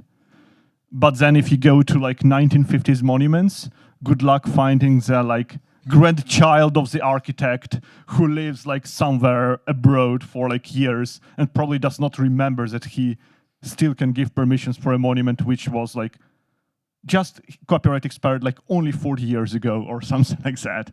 So it's like something where it's interesting to know if there is like some good experience in the movement of somebody who successfully has set up this getting permissions for monuments, because we have tried. We succeeded on like some cases, but it's like very hard to succeed at scale for like 10,000 monuments. So I'm interested if somebody had successful experiences also. And also sometimes you need to find them alive. Like if like they built in 1970s and the person is died, now you need to find someone from relatives or who receives this right after the architecture. For example, if you know Zara Hadid, I guess I pronounced it well, she died, and she had many monuments. One of them is in Baku, and like I guess she gave the rights to the company, and now you need to find a good lawyer or a good person who take the responsibility to negotiate with that company to receive these rights. And I don't think that they will do. At the end, it's always better to negotiate with the institutions to change the legislation in order to allow freedom of panorama instead of looking for the authors of the monuments. I can share the Georgian experience here. Like we succeed with the Parliament Commission to allow the freedom of panorama, but we stuck in different case because on Commons we have the map and like many of you knows that some Georgian territories was occupied by Russia, and on commons in this map, these territories showed in different colors, and the parliament people find this map, and they're asking now, like us to remove this map, or at least change the color of the map. That will show that Georgian territory is one piece. So we stuck here, and now we are waiting the elections in Georgia to change something.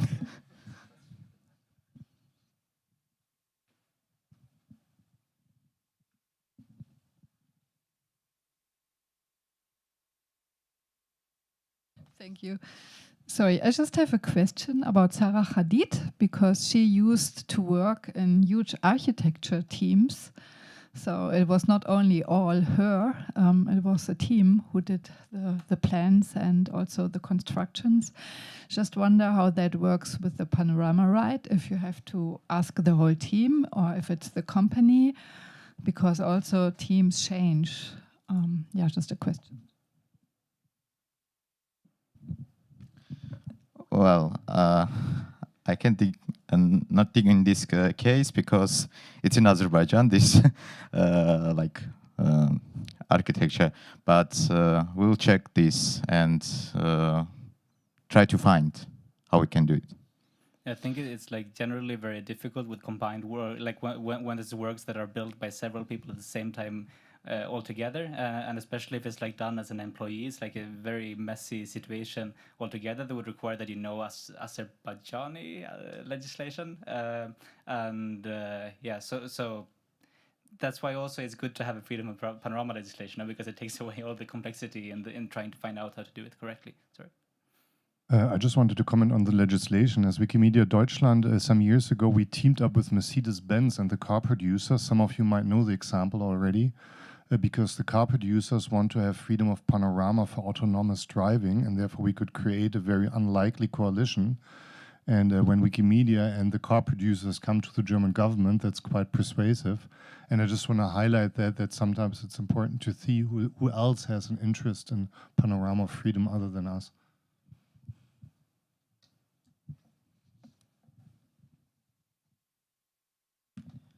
For me, the question is a bit of like why there's so much focus on the freedom of panorama question, because again, majority of this stuff that we are talking about, old heritage, is maybe 100 years ago already out of the freedom of panorama and also like the same examples that were brought there. Like only thing that actually has any freedom of panorama issue is Eiffel Tower, but this only night with the lights, and even that image didn't depict that, so none of them actually has the problem.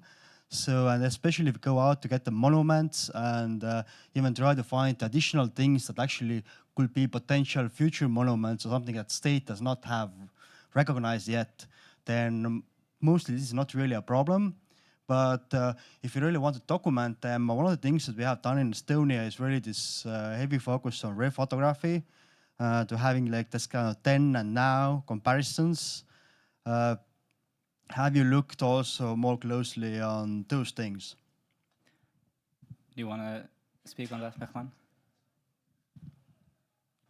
Okay, no, I think that's a great point, and freedom of panorama is the starting point and not the end point. So there's a series of other questions that will be considered as well. Like obviously the photos that you saw were the ones that where people could potentially recognize the objects, and that's maybe typical for older objects altogether. But there's a lot of objects that are I'd consider cultural heritage, but which is still in copyrights. But there's, I think, a few other really important questions that's considered as well. Like, for example, the copyright status of the material information that is produced by the states. Like in many countries, there's exceptions that you can reuse freely information and reports, statements that are produced by the state. How does that look in different European countries? Is that something where we can learn from each other and push for being able to use more information from the state? Like, for example, the shape files that I was talking about previously, that's considered in Sweden as a statement by the state, and statements are by law exempted from copyright. That's something that is very helpful for us to advocate that this is public domain information, and that in the end also helps us to do better Wiki Loves Earth campaigns. So I think that it's like we're also trying to explore, and that's also why I think why Mehman added the EU directives, like what room and flexibility is there in the EU directive for pushing for a legislation that is more compatible with Wikimedia values and the opportunity to share information on cultural and natural heritage in danger on our platforms. Yeah, I just want to add, in some countries we can not focus like on freedom of panorama because these countries have more stuff from the like old centuries or previous centuries, but in some countries there are many stuff from the like this century or in 19th, and when you want to like just write the article in Wikipedia and you don't know what to put on as a picture in which article, or the reader can't understand what about this article. So not just this. I suppose also if you have like further ideas of questions that we should explore or push for, then we're more than happy to hear, because it's like it's messy international legislations that are sometimes hard to get a comprehensive overview over. Like Mehman with a lawyer trying to make like a mapping or trying to understand like what does the situation actually look like. And also like how can like issues be bypassed if there is like a law that restricts something? Is there something that we can use in another way, like in Italy, where they receive a lot of permissions from the local governments in actually documenting the cultural heritage? Or are there other solutions for like to navigate in a messy legislative environment?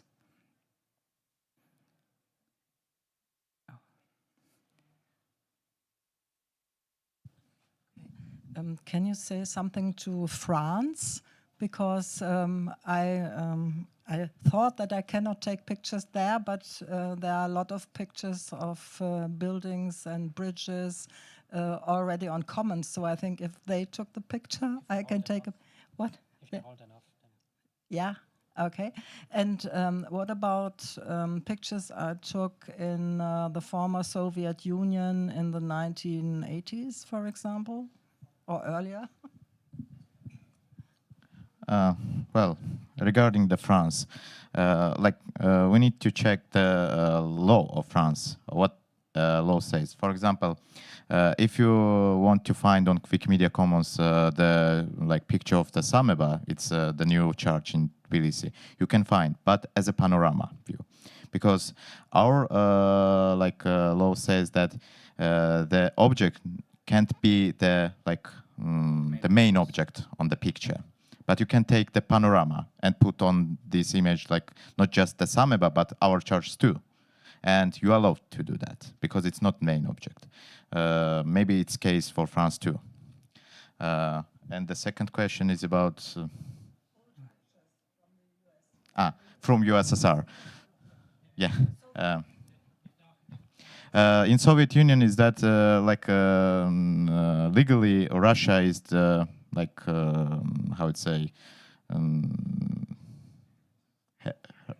inherited the Soviet Union, and Russia has a freedom of panorama, and partially there is freedom of panorama, and that's why we use Wikimedia Commons use to upload all buildings picture to Wikimedia Commons, and we are saying that in Russia it's allowed, so it means we can upload all images from the Soviet Union to the Wikimedia Commons.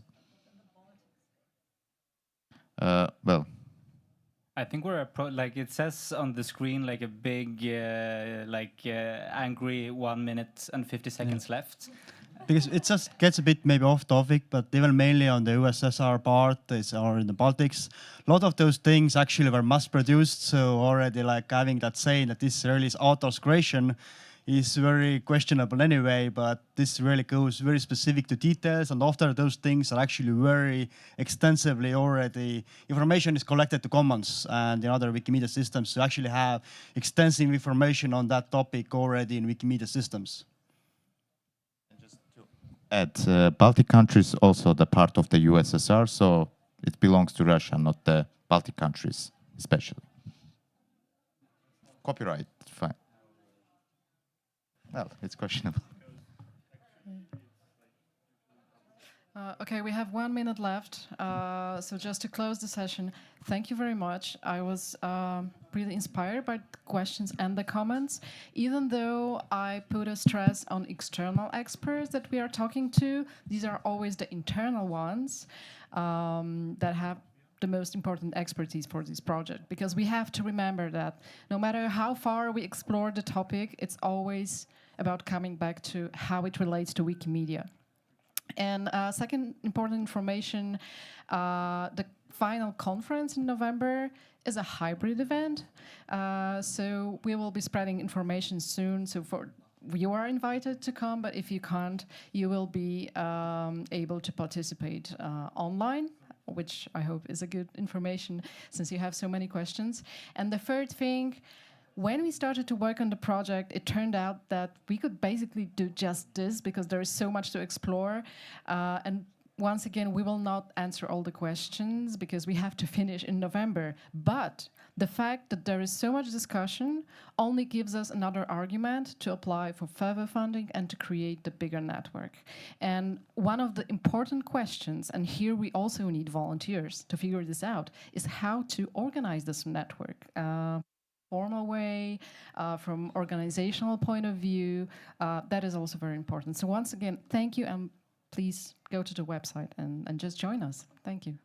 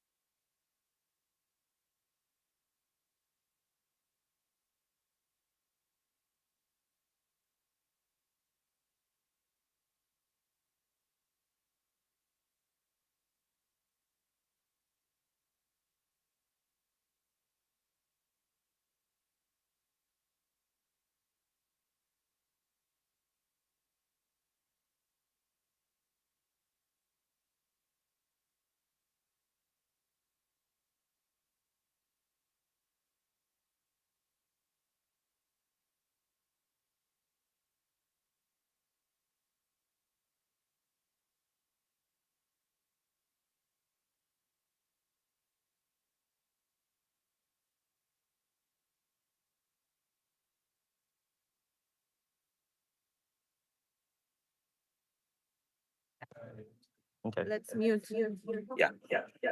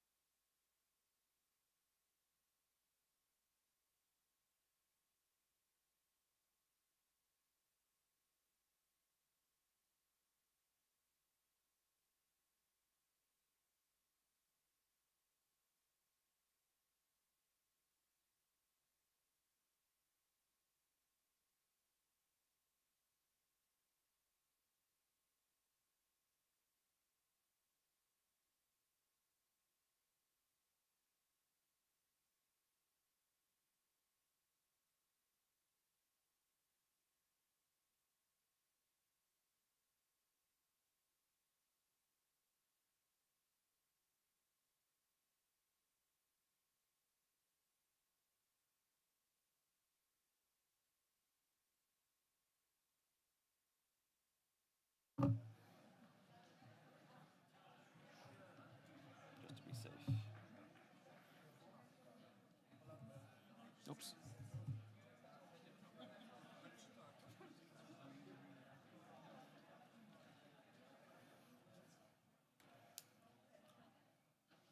Hey, Dorina.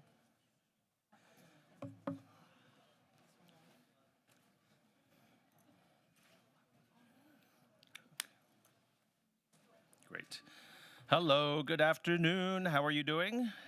I know it's tiring, the last session of the day. Hopefully we'll keep it very lively and very interesting for you folks. We're gonna have some things for you to do and for us to talk to each other. So my name is Andrew Lee. I am here with Ryan King and Sarah Snyder from the Smithsonian Institution in the United States. And I'm going to be talking today about a new initiative that was started in 2024 called the GLAM CSI, the Contributor Study Initiative. And if you want, there is the slides at that QR code, or you can go to the page on Eventyay and go straight to the slides there, because we will be clicking on some things today. So let's tell you very quickly about the GLAM CSA project. Overall, it is a project to assess the contribution pipeline in the Wikimedia technical infrastructure for supporting cultural and heritage partnerships and projects by documenting key user stories. So some of you might not have heard the phrase user stories formally, but we'll explain what that is. But the idea is to try to take down some key experiences that we can design around and to figure out how to do better in the GLAM Wiki community. Sorry, you can also get to the project page on Meta by going to GLAM CSI, and this is a project for this calendar year of 2024. And I'm going to talk a little bit slower to make sure the folks who are listening in other languages can pick up on this. So as I mentioned, we've got Ryan, myself, and Sarah from the Smithsonian, and then also want to make sure we acknowledge folks in the Wikimedia Foundation that were great supporters of this work, that made it happen. Giovanna, say hello, Giovanta.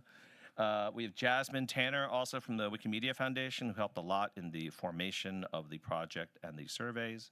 And we also have Olga Tikhonova, who was actually at a hackathon recently to help with this project, and we'll talk about how that went. I want to make sure that when we talk about GLAM topics, we often find that there's an incomplete picture by folks in the GLAM community. So I always like to make sure people know about these resources. We had a whole GLAM day before Wikimania started, and the number of people who said, I didn't know that. You had a Telegram group the whole time? So I want to make sure everyone knows about these resources. So we have a GLAM newsletter on a wiki called Outreach Wiki, and that is a monthly newsletter. It's a great way to catch up on all the GLAM activities happening every month. We also have a GLAM mailing list, which is not that active, but it's probably the most reliable way to contact the global GLAM or cultural heritage community. We also have a GLAM Wiki global Telegram group that's quite active, but it can sometimes be too active. But I think it's a great place also to ask questions you need answers to very quickly, especially if you're like, how do I upload 100 images, with my GLAM partner? You'll find lots of help there, and we're generally pretty friendly in that Telegram group. And then we also have an affiliate. We have several affiliates in this area, but the one I'm involved with is the Wikimedians in Residence Exchange Network. And despite the title, you don't have to be a Wikimedian in residence. It's just a user group where we share experiences and we try to trade stories and trade tools to do our jobs better. And it's through REN. We did a lot of this work to get the Wikimedia Foundation to fund this work. All right, so why are we doing this project? Well, some of you in the GLAM space might know that in 2022, we had a bit of a crisis with some of the key tools for uploading content, like PattyPan, which is based on an Excel spreadsheet where you can upload lots of images. They started to fail, right? So GLAM professionals were expecting easy-to-use tools to upload 100 or 1,000 images, and PattyPan was a main tool that was starting to fail because it was based on Java, and there's a lot of old libraries, things like that. There also was a key failure in some major metrics tools we depended on in the GLAM community, right? So one key one was called Baglamma 2. It showed you monthly stats for a category of images on Commons, and that was very useful for a GLAM institution that said, this is great, I can show this graph to my boss or my partner saying it keeps going up. And it was especially useful during the pandemic. When their doors were closed and the museums had no visitors, we could still show, wow, we've got people on Wikipedia and Commons visiting your content. And then this led to a discussion in 2023 about how do we move forward on fixing these tools and doing our jobs better, because we start to see a lot of problems with us continuing our work with GLAM partners. So actually, it was at Wikimania 2023 with Mike Dickinson. I don't know if he's here today. He did a great closing comment when we had a panel when he said, if we don't fix these things, the position of Wikimedian residents will disappear. And I don't think he was being very dramatic, because we were on that panel saying things have gotten so bad that we really are not sure a lot of these partnerships can continue. So it was in that climate that we start to see that there's a mismatch in many ways of the features that GLAM professionals wanted or were promising in many ways to their partners, and some of the things that the foundation was supporting, right? So structured data projects, for example, were a major part of this. And then a desire for key community tools. Generally, if you know Magnus Manske, has created an amazing number of tools that GLAM professionals use, but it's always a best effort to support them. You can't have Magnus, who's got a day job, to support all of our tools. But what might we do better to make sure that these tools that were just Magnus tools become more supported over time? So this resulted in some writings online to try to document these in tangible ways. One was written by the Wikimedians in Residence called the GLAM Manifesto. And then this also fortunately led to the foundation creating a page to try to capture some of our needs here. That was a starting point of better documentation, right? So the takeaways were there's some disconnect in expectations. We were kind of retelling the GLAM wiki story over and over to folks, maybe new foundation employees or to new folks coming into the movement. And we really didn't have a great way of telling it from scratch to every single person, right? They had to pick up little pieces from different projects around the movement. And I think one big challenge for the GLAM wiki community, there's no single front door to understand how to get involved with the GLAM wiki side of things, right? So unlike writing a Wikipedia article or uploading an image, sometimes a GLAM institution has many different needs. They might start with Wikidata, or they might start with editing a Wikipedia article. So we really don't have a single point of messaging or documentation for GLAM professionals. So that means it's very inconsistent how we get the information out to folks. And then tracking, there are not great procedures for identifying mission-critical tools so that we can elevate them to say, we need more support in these areas. All right, so that was against that background that we now had a proposal at the end of 2023 to say, let's identify some of these motivations and needs from the GLAM wiki community to measure tangibly, so it's not just, I heard or a lot of people say. We actually have some survey data to bring to the foundation and to the community. And then assess common workflows, see where the, the well-traveled paths are. What are the tools that are being used more than others? And then to document key user stories. I think this was the big thing, is that we didn't have great user stories for foundation staff to understand what we were doing. So this all against a backdrop of a lot of the work that we're doing at Smithsonian. And I just want to hand over to Sarah and Ryan to talk very quickly about the context in which the Smithsonian is engaging with the Wiki community and how we're moving this forward. So Ryan. Yeah. Awesome. Thank you, Andrew. My name is Ryan King. I am the program manager for the Open Access Initiative and digital programs at the Smithsonian. Thanks for joining today, and both in person and online. The Smithsonian is a complex of a complex of 21 museums, libraries, 9 research centers, and the National Zoo, all for the mission of the increase and diffusion of knowledge. And as a public institution, we wanted to have our digitized collections, the metadata and the research behind those collections, as widely distributed to the public as possible.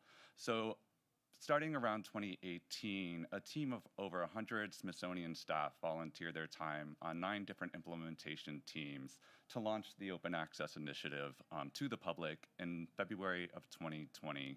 Those teams were looking at topics along the lines of open knowledge, open education, messaging around collaborations and partnerships, as well as the technical infrastructure to make all of that happen on both our Smithsonian websites, both centrally, as well as each of the unit websites, to make a consistent user experience connecting and sharing those assets, as well as conveying rights information.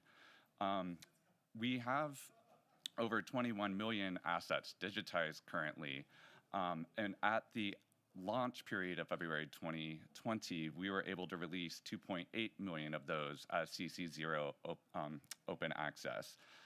Because of the tech implementation side and the workflows that we were able to set forth in each unit, museum staff can continue their work and add to that collection over time.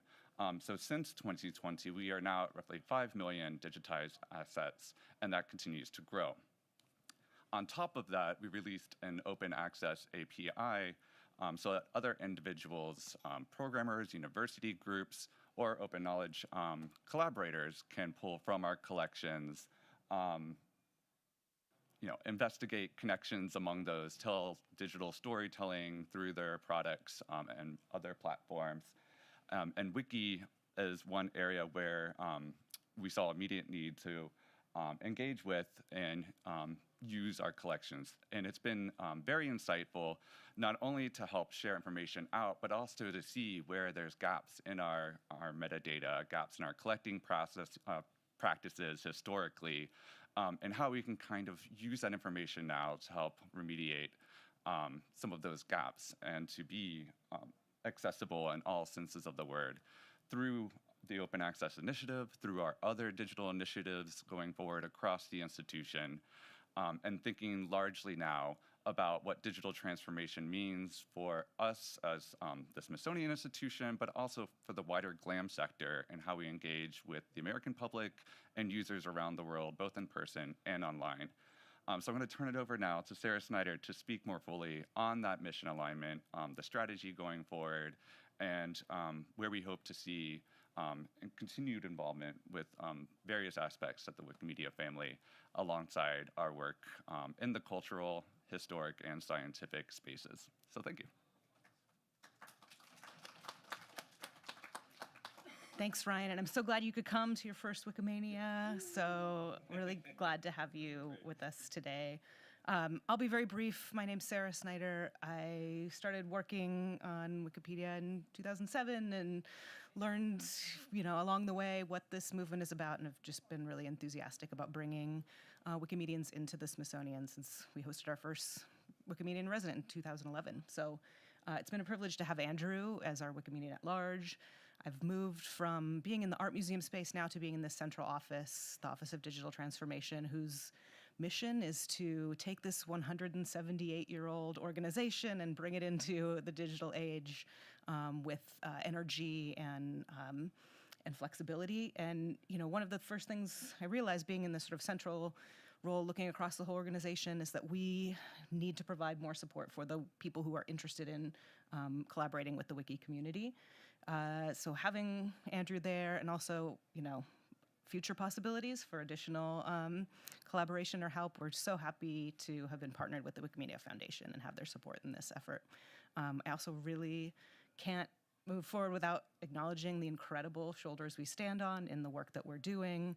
And I wish she could be here with us today to see how far we've come, but all of this builds on the work of our community member and friend, Effie Capsalis, who we lost in 2022, but I know is with us in spirit today and would be really proud of how far we've come. So just wanted to introduce myself to everyone. If we see each other in the halls, I'd love to talk about GLAM Wiki and love to talk about the Smithsonian, but for now, I think I'm going to let Andrew carry on and talk about how what he's learned in his context of doing this study applies to all kinds of GLAMs around the world. So we're glad to be able to host him. Yeah, as Sarah said, both Sarah and Effie were great friends of the Wiki movement before it was cool for museums to all do this. So when the GLAM Wiki movement really started to take off in 2010, Sarah was at the American Art Museum, and she was one of the first to line up and say, yes, let's get our paintings up there, even before the official open access program was launched. So we were just like, is this public domain? It is. Let's get it up onto Commons, which was great to see. So what do? We started with a survey for the GLAM CSA project because we thought this was the best way to capture as much structured feedback from our community as possible. So we worked with the foundation on Lime Survey. If anyone wants a best practices lesson, Lime Survey over Google Forms can do wonders for our community, because every time you send out a Google form, you will get 10 emails back saying, I would participate if you didn't use Google stealing my private information. So it was great to start with Lime Survey and get no complaints and even some compliments by using Lime Survey. So no word to the wise. So Lime Survey, we structured the questions around feedback from the GLAM community. We listed some tools saying, do you use these tools, or you can free response other tools you've used? What are some motivations for either your organization or your own engagement with GLAM Wiki projects? What kind of obstacles might you face when dealing with GLAM Wiki projects? And we got great set of responses. We primarily wanted to focus on Smithsonian and US, but we also wanted to open up to the global community. And it was great to see some of the learning patterns that came back. We also were able to do things in person. So at the hackathon that we had in Tallinn, Estonia earlier this year, Olga Tikhonova from the Wikimedia Foundation helped to interview, and we sat down with a lot of folks, many of whom are here in Wikimania, since we're so close to a lot of the folks who went to that hackathon. And we were able to share stories and get feedback from folks. In fact, I might call on Darina to come up and tell us about her stories in a second. I won't put you on the spot yet. And we drafted a first set of user stories based on these interviews with those folks. And so what we saw were areas of concern from just talking to folks and seeing the survey feedback was uploading media files and content were a big concern for folks, working with structured data and commons, need for better metrics, which is a big one, and then desire for more innovative interfaces. So being there in person at the hackathon, we actually were able to have people not just say, I wish for better interfaces. We had people come up with a tablet and say, this is what I want, looking at mapping heritage projects, looking at all kinds of different ways of visualizing cultural and heritage content was really useful to see. So projects like Edge Pike Wiki Documentaries, which was piloted within the Wikimedia community by Susanna Anes, but has not had more work on it. But these are just some of the possible visually rich and multimedia rich ways of experiencing our content that have stalled in recent years. So what are some of the first results? Well, let's show you some of them. This was the most interesting thing to me, but what would you read from this graph that's interesting? So this is, what projects does your organization contribute to? You can select as many as you like, and these are the numbers that came back. Anything interesting? What is interesting to you when you see this? I know Siobhan has an answer. You can say your answer. Oh no, Jamie, yes.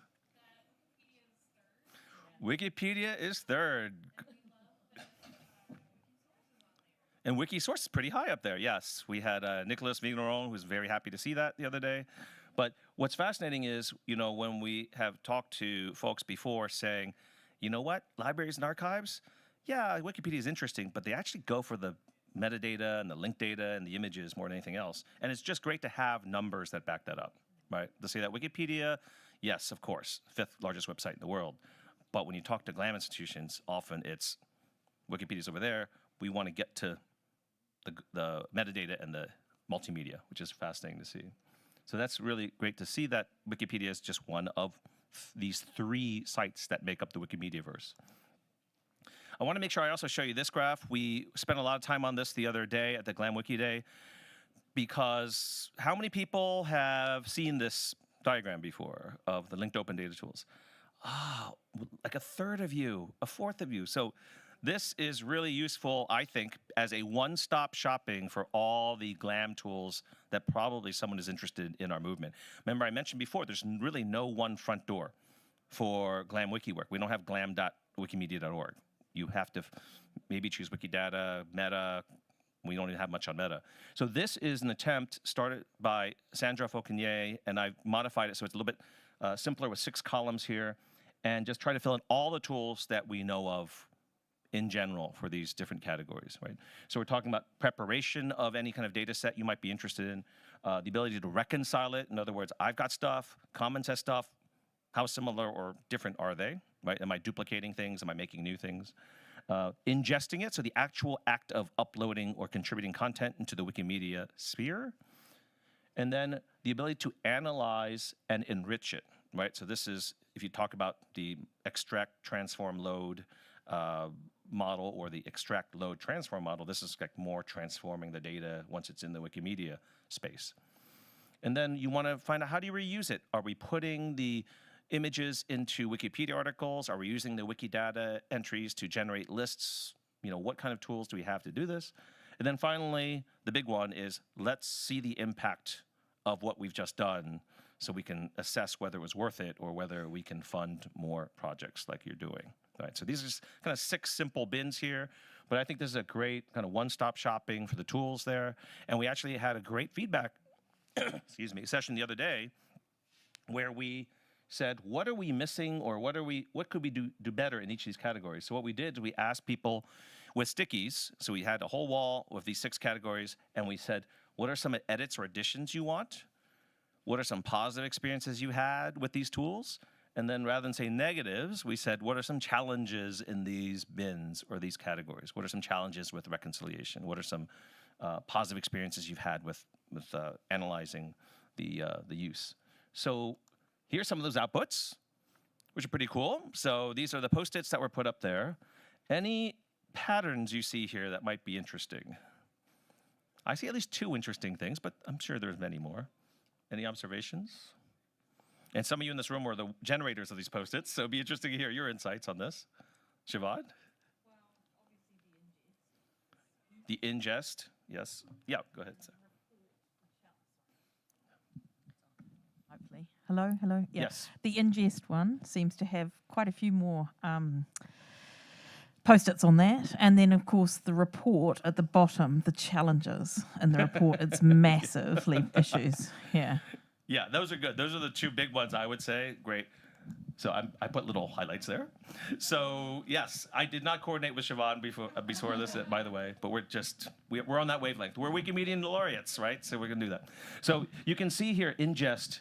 What's fascinating to me was the ingest had a lot of additions, and they're really specialized tools, right? So the ones that I did not document before, but were iNaturalist to Wiki, BHL to Wiki, which is fascinating, seeing that they're very specific tools for ingest.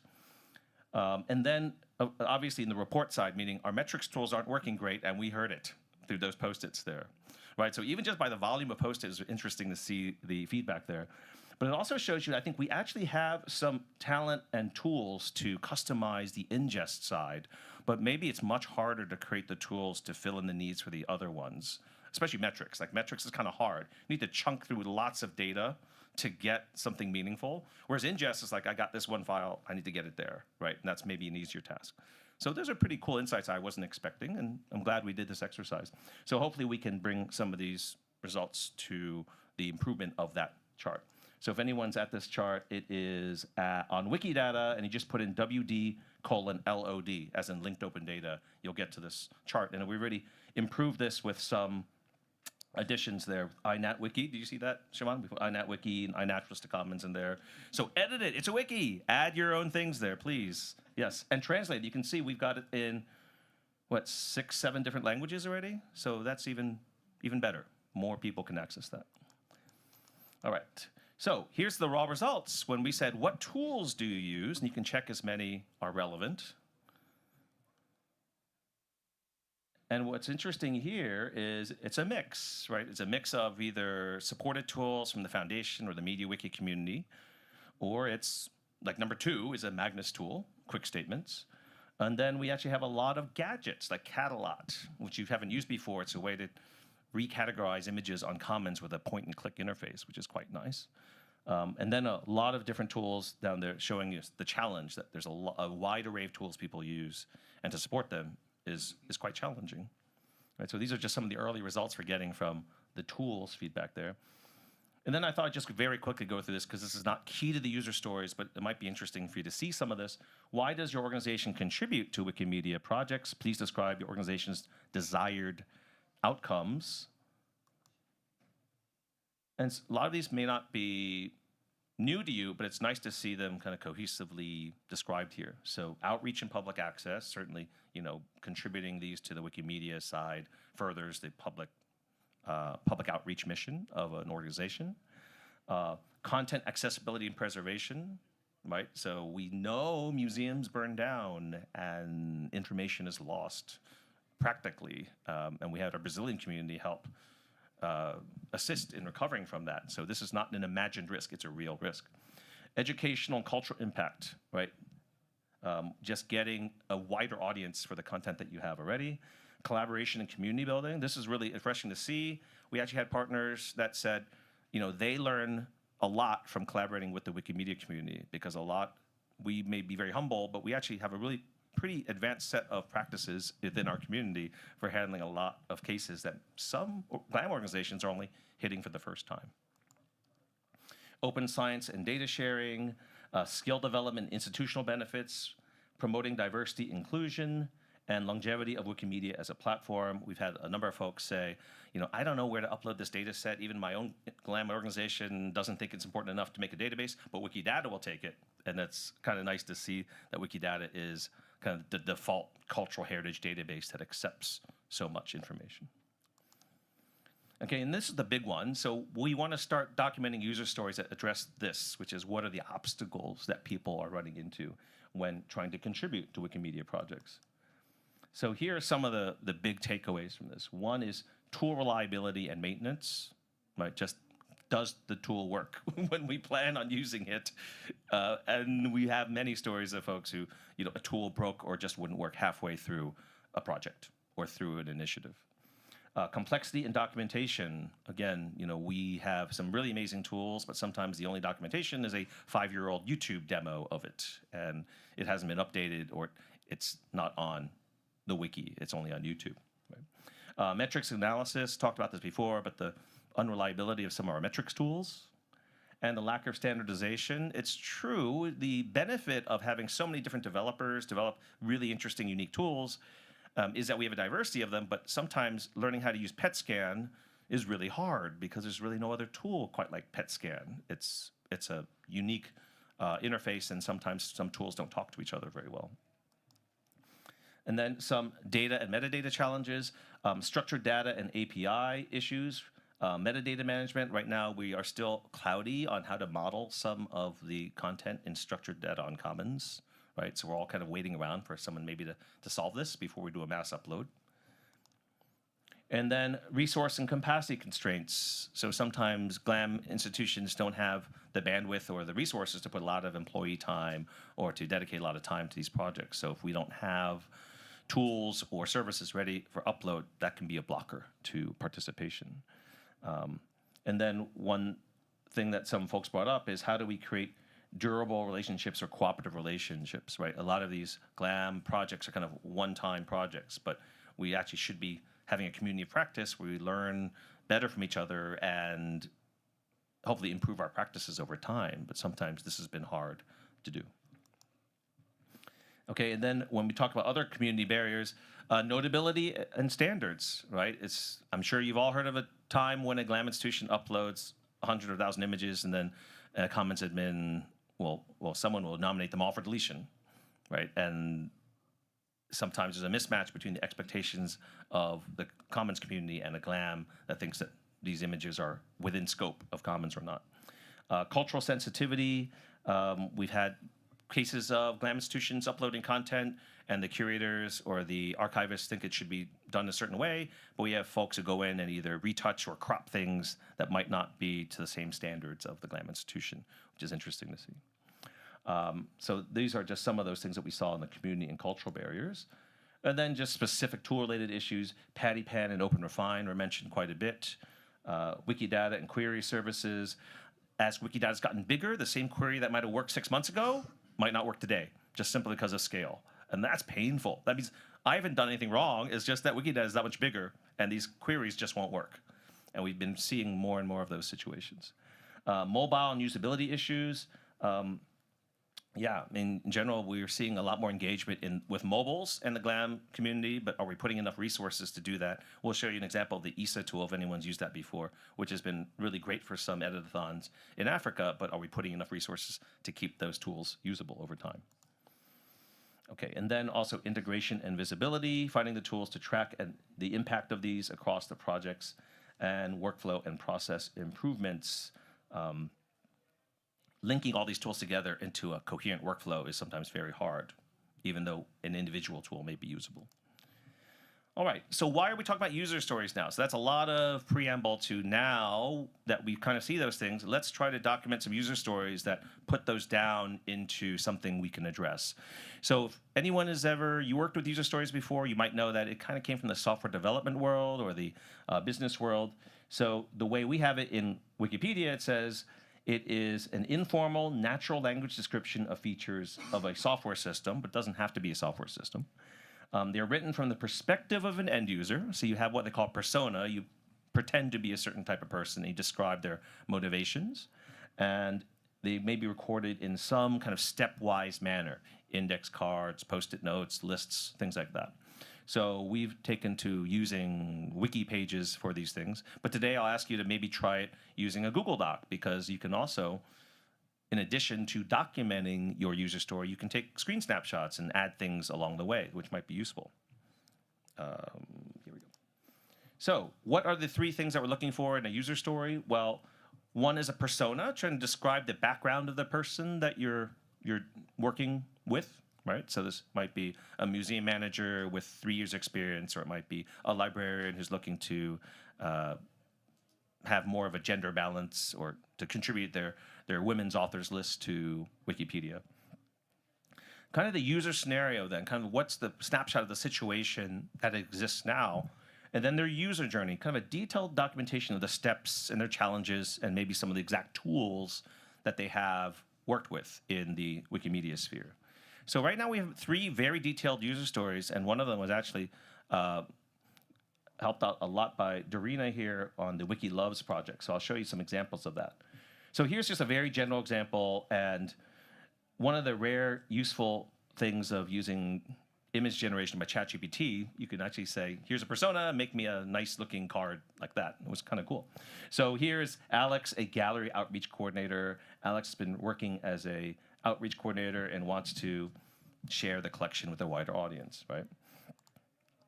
So this is a typical statement you have in a user story. So as something, as someone in their role, I want to, and this is kind of their motivation for doing that, I want to upload high-resolution images of artworks of our collection to Wikimedia Commons so that they're accessible to a global audience, right? So these are kind of the 3 statements you'll typically find in a user story. And then the next part, this is a different user story, but the next part is kind of the scenario. And this is kind of a high-level overview. So this is an example of uploading Commons images. So you kind of find, in this scenario, find the category of commons that you probably should be uploading your images to. You'll find out whether your collection overlaps with the collections in commons. You might dump down or download from commons what files are there, compare it to your own, and then you can upload what is missing, or might be a higher resolution version of those things. And as a post-process, you might enhance the media files with structured data on commons as kind of a post-process. So that's an example of a very high-level kind of a user scenario. But then what you can go deeper into, so we can identify the exact tools that are mission critical to this, is something like this. This is the user journey, right? So if we go deeper into this, this is an example of prepping the content. And in this case, we say, like most people, use a spreadsheet or a tool for doing this. And then you might want to, this is very Wikimedia specific, right? Now, I think most people who've done this kind of project, make sure you contact the volunteer response team if you don't own the content, right? You need to kind of send an email in to say, you know, I don't own the content, but I have permission from the people who own it to upload it on their behalf, and you have a record in VRT of that kind of transaction. And then we do a discovery process using some tools like PetScan or PY Wikibot. So for this scenario, I didn't put the whole thing here, but there's about 8 or 9 steps for this. But each one I say, here's what the person wants to do, here's kind of the challenge or roadblock they might have, and then here are the tools that are involved, right? So these kind of user stories are useful to understand some of the motivations and the challenges for these things. So I thought maybe, Darina, you could talk about your experience in documenting it. And I was glad when we first met, she's like, oh, I want to tell you my story. So she was really eager to tell it. So tell us about your Wiki Loves story. Yeah, thank you. Hi, everybody. My name is Darina. I'm from Wikimedia Ukraine. And currently I'm working on the Wiki Loves Monuments competition. But actually, my main job is a business analyst in IT. That's why user stories, when I saw this topic, I understand that I need to go there. And I must say that how Andrew explains everything, like the structure and so on, it's much easier than in my current position at work. So congratulations, you did it perfectly.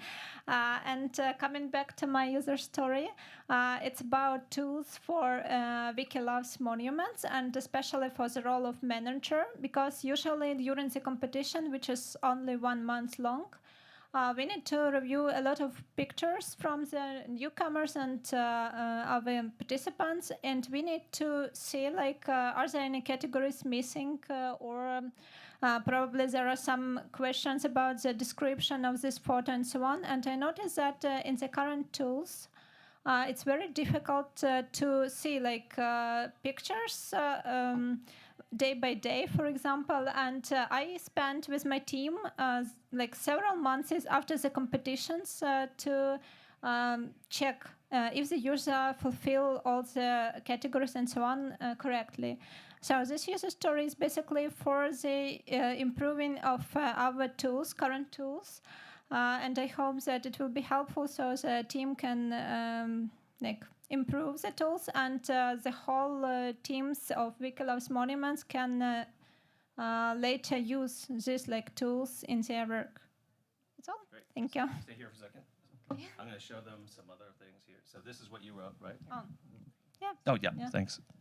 Yeah, so as you can see, my role is project manager, as I mentioned, and what I want and how I can use this improvement in my daily life as a project manager.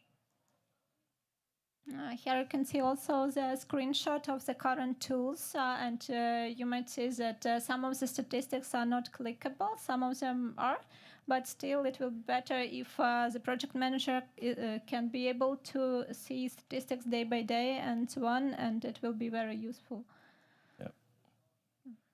So what I found so fascinating is I had no idea these tools existed until she demoed them and documented them in the user story, like the heritage tool and the Wiki Loves tool, right? So these Wiki Loves need some love in terms of software development, right?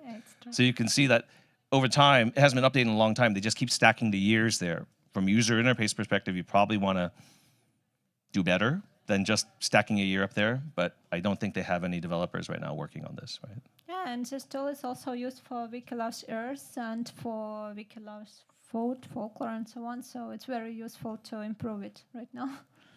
Great. All right. Thank you so much, Darina. Thank you.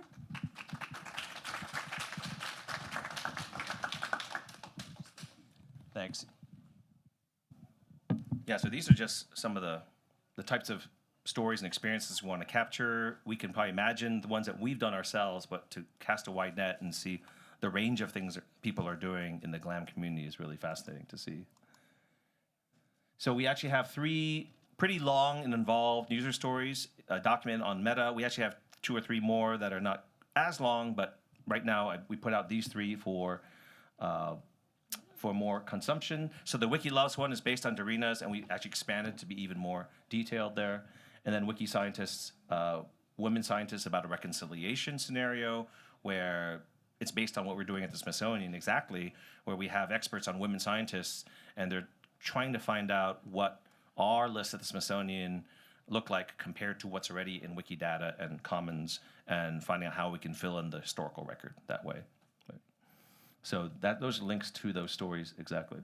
So your turn. So how do we get you involved with this? Well, let me show you at least one more graph before we get you to try this on your own, to think about how we can get your feedback into the range of stories that we might be looking at. So let me give you a possible set of questions to consider what kind of stories we want to capture here. So number one is, are we confident we're capturing a full range of user stories? And that's one reason why we're here at Wikimania and the hackathon. We don't know what we don't know. We want to capture as many different types of stories as we can.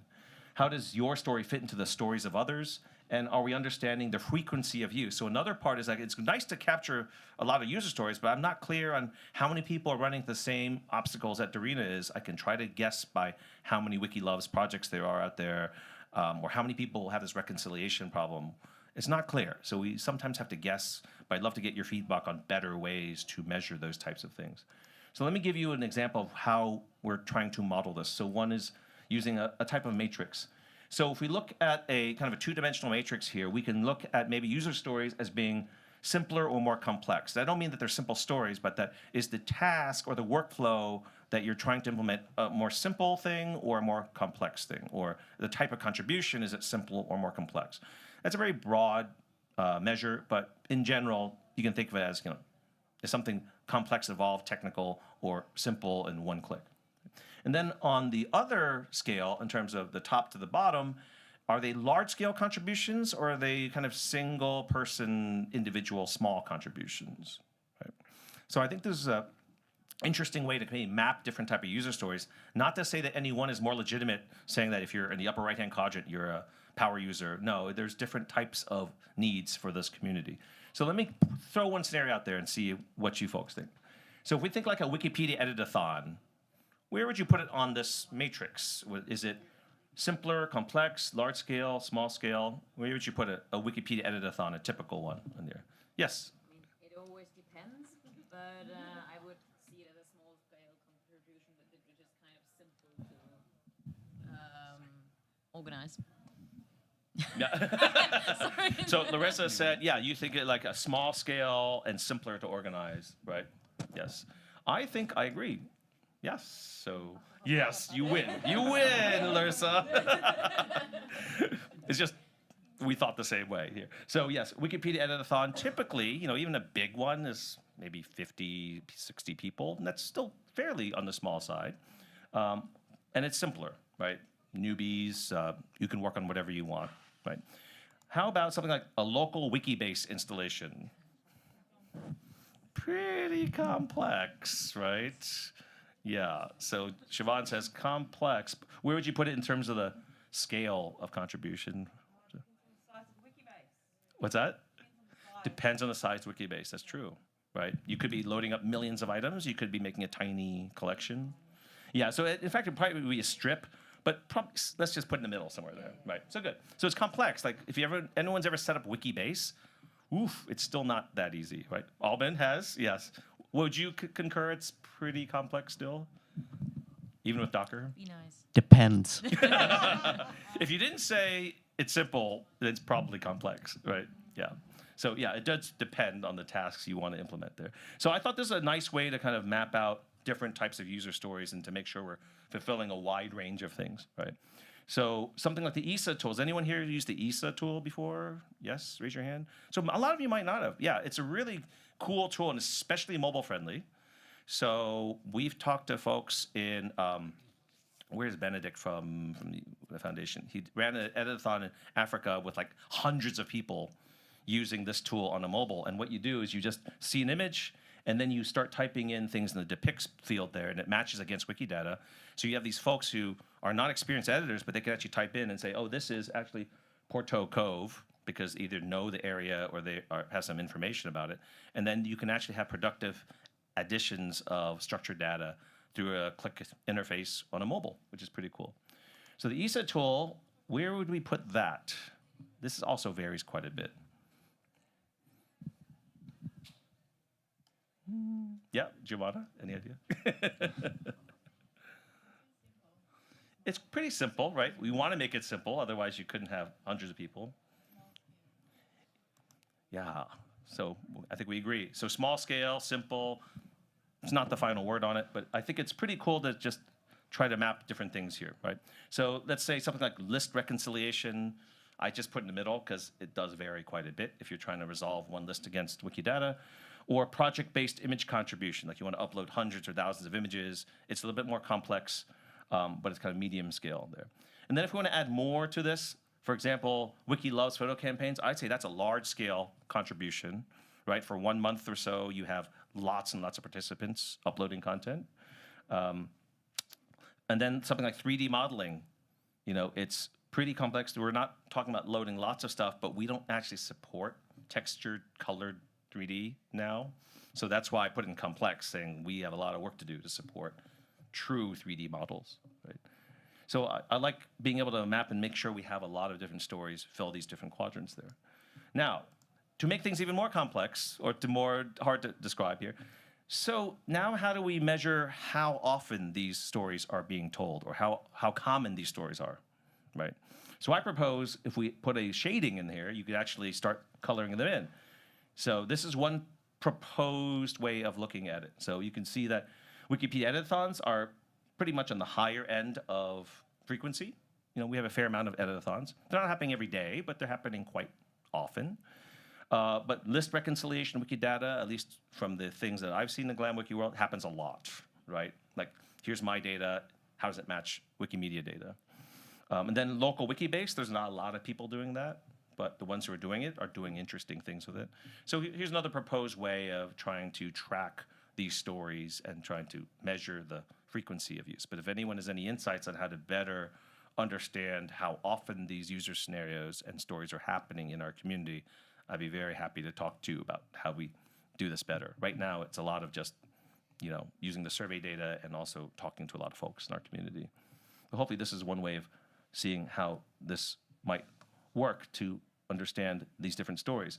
And the reason why I'm showing this now is as I ask you to start thinking about a user story that you might want to try to draft today or to document today, it would be especially useful if it's in some of these quadrants that are less filled, or they fill in more of the matrix here, and to think about where your story lies in terms of it being on the kind of simpler or more complex, or the large scale or small scale. Again, being simpler and small scale doesn't mean it's any less valuable, right? Editathons are very valuable in our community, and here they are in simple and small scale, right?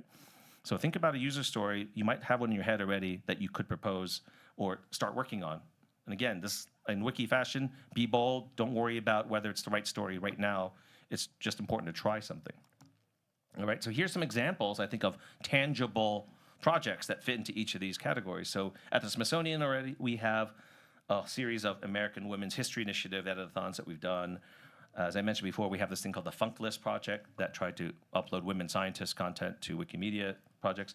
Oh, it's the Wiki in Africa editathon that used the ESA tool for editing.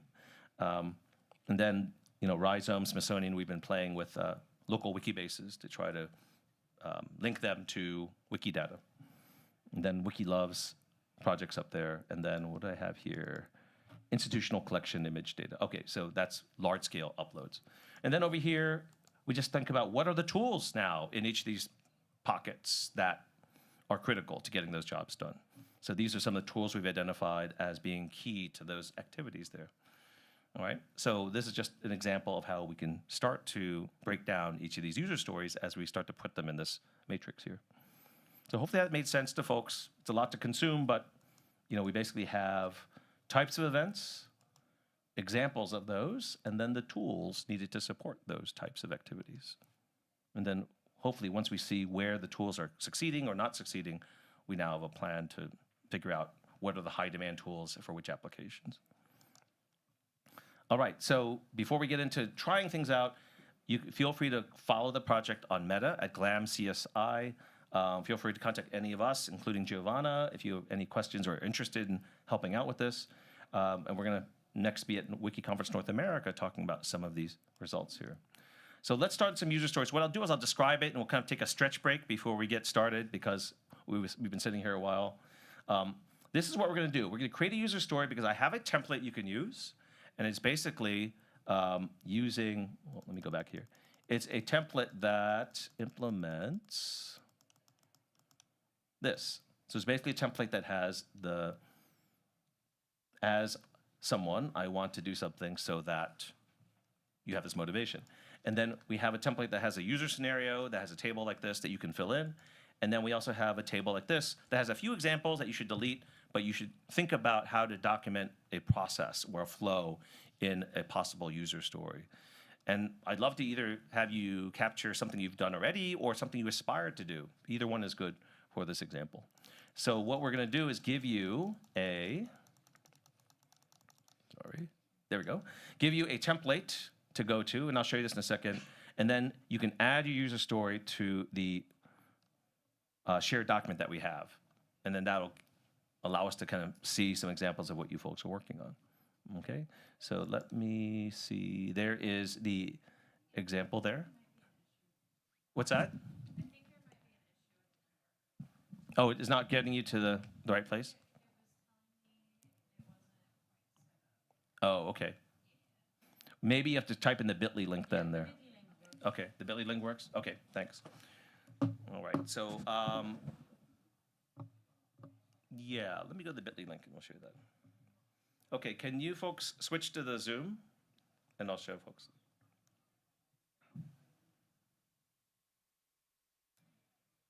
Ooh, thank you. That was smooth. All right, so this is the page hopefully you'll get to with that bit.ly link. I should actually record that bit.ly link here.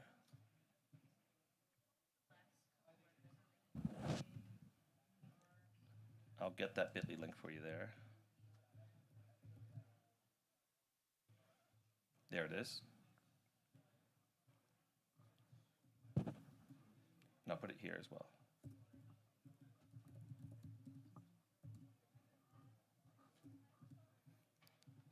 Okay, so that's this doc. And what you can do is add your user story to this. So what you can do is after you have loaded this up, you can click on this, load up the story here, and then go up here and say, make a copy. All right, so what I'm going to do is I'm going to say, user story for Wiki Shoot Me. Has anyone here ever used Wiki Shoot Me before? Yeah, it's a great way to use your mobile phone to add images to Wikidata items by just walking around a town or something like that.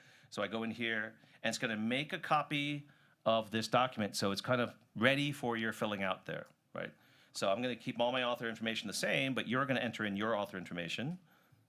Then I'm going to say persona. I'm going to say Jerry, enthusiastic mobile photographer, right? And then you can write a brief description saying, you know, they're not great at editing, wants to contribute photos on his walks around town. Okay, then you can also fill in the user story.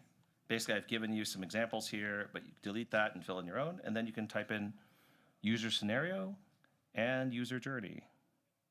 So again, I left in some of this, but you should delete that and enter in your own narrative there.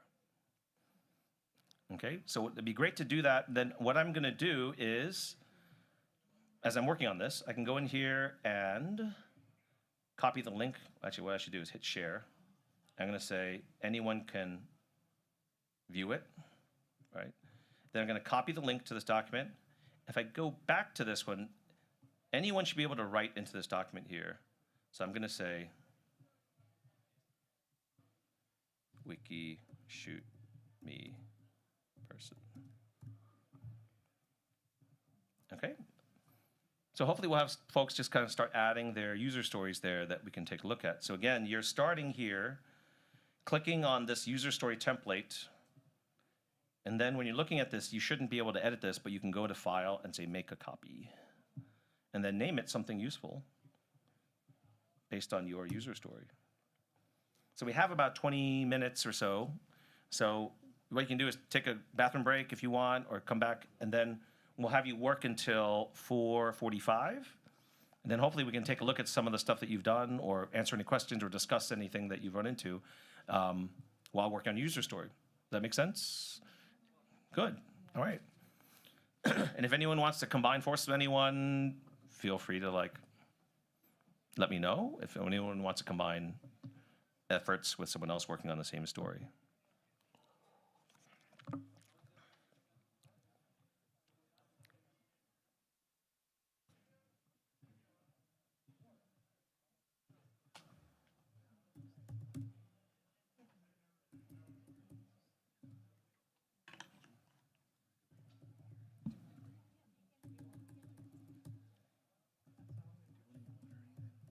I'm okay. I'm okay. Thank you.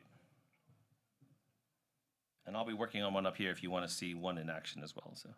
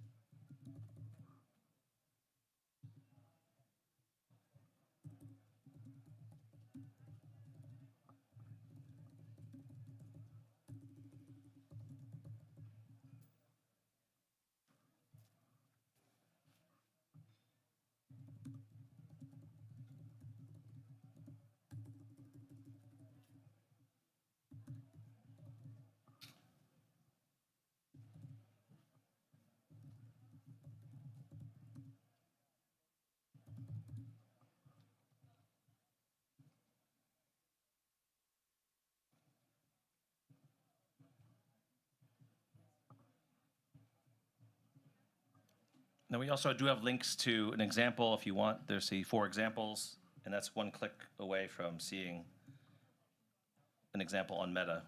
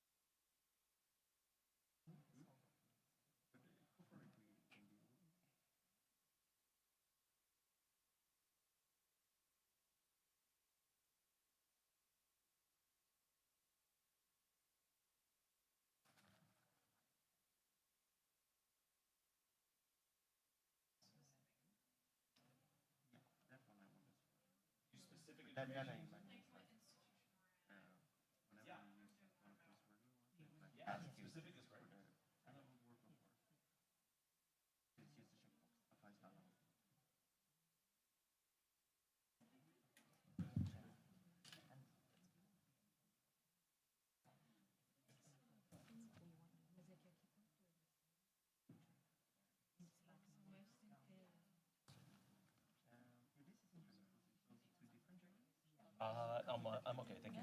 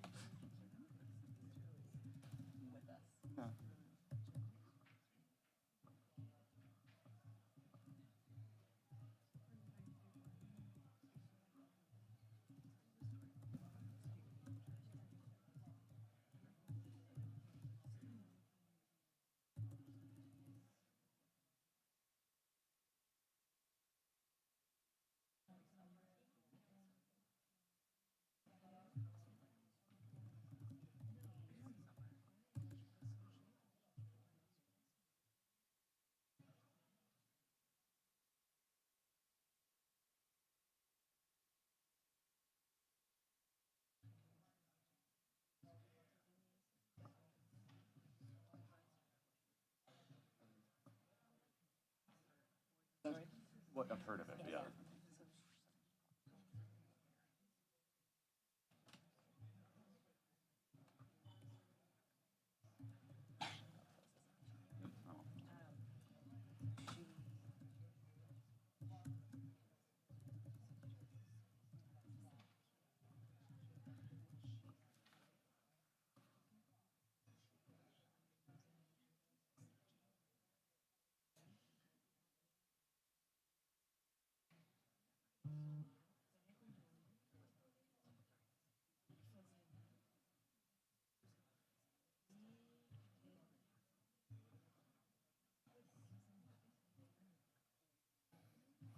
All right, we'll give you another few minutes.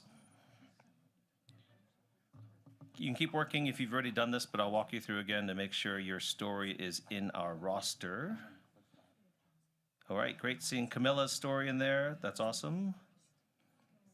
So remember, you're going to paste in a link to your document here if you can.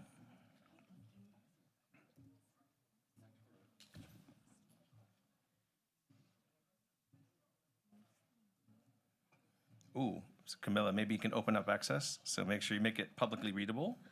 I know, it's a pain.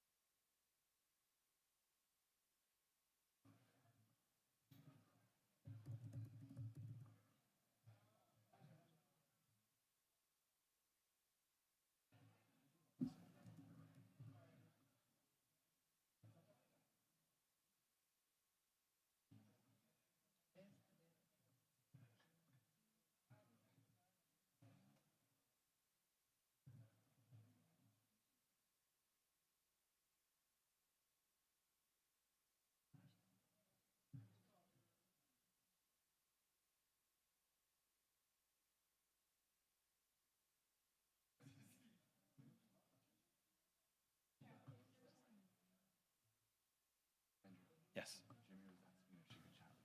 Oh, yeah.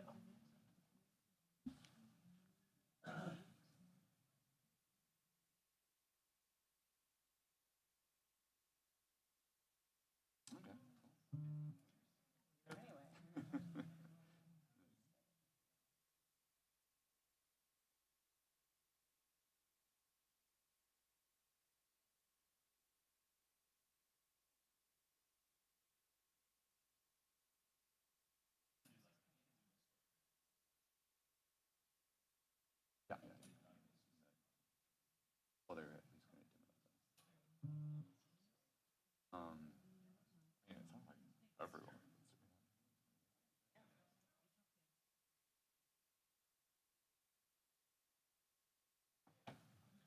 All right, so let's finish up in the next minute or so. And some folks have some good questions. You might want to write a story about your general role as a Wikimedia in residence or a GLAM partnership. Then you might also want to write a more detailed one about a specific project within your role. And that's perfectly fine. We've seen several user stories like that, like a general user story and then a specific user story. So that's great. So as you're finishing up and making sure you're putting your story into the roster that we have here, great to see them come in here. And make sure to make them public, so when I click on it, we can show them publicly. I'll show you one example that I did here. So again, as we mentioned, this is an individual using the tool wikishootme.toolforge.org. Jerry's an avid outdoors person and mobile user, wants to contribute images, but he's not a great editor or anything, and Commons is kind of hard to use. I should describe this better. But he wants like a one-click interface to upload things, and that's what WikiShootMe does, right? So the basic story here is he uses the mobile app to plan out his walk. I'll show you what it looks like here. So this is what WikiShootMe looks like, and he will make sure that there's a number of red circles along the way. So a green circle in WikiShootMe means we've got an image for that Wikidata item. We don't need one. But a red circle says, if you click on this, you could really help us out here. So in this interface, it's pretty cool. You click on the red circle, and it has just a one button that says Upload Image. After you click on that, you take a photo with your camera, and that's it. Believe it or not, it uploads it to Commons with some kind of special name.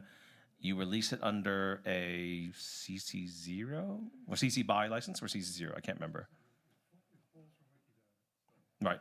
So it uploads to Commons with your name and everything. You don't have to figure out the categories or anything, and then it adds it to the Wikidata item right away, which is pretty cool. So it's probably the easiest way to upload images to Commons, although you haven't put in all the metadata that you might want.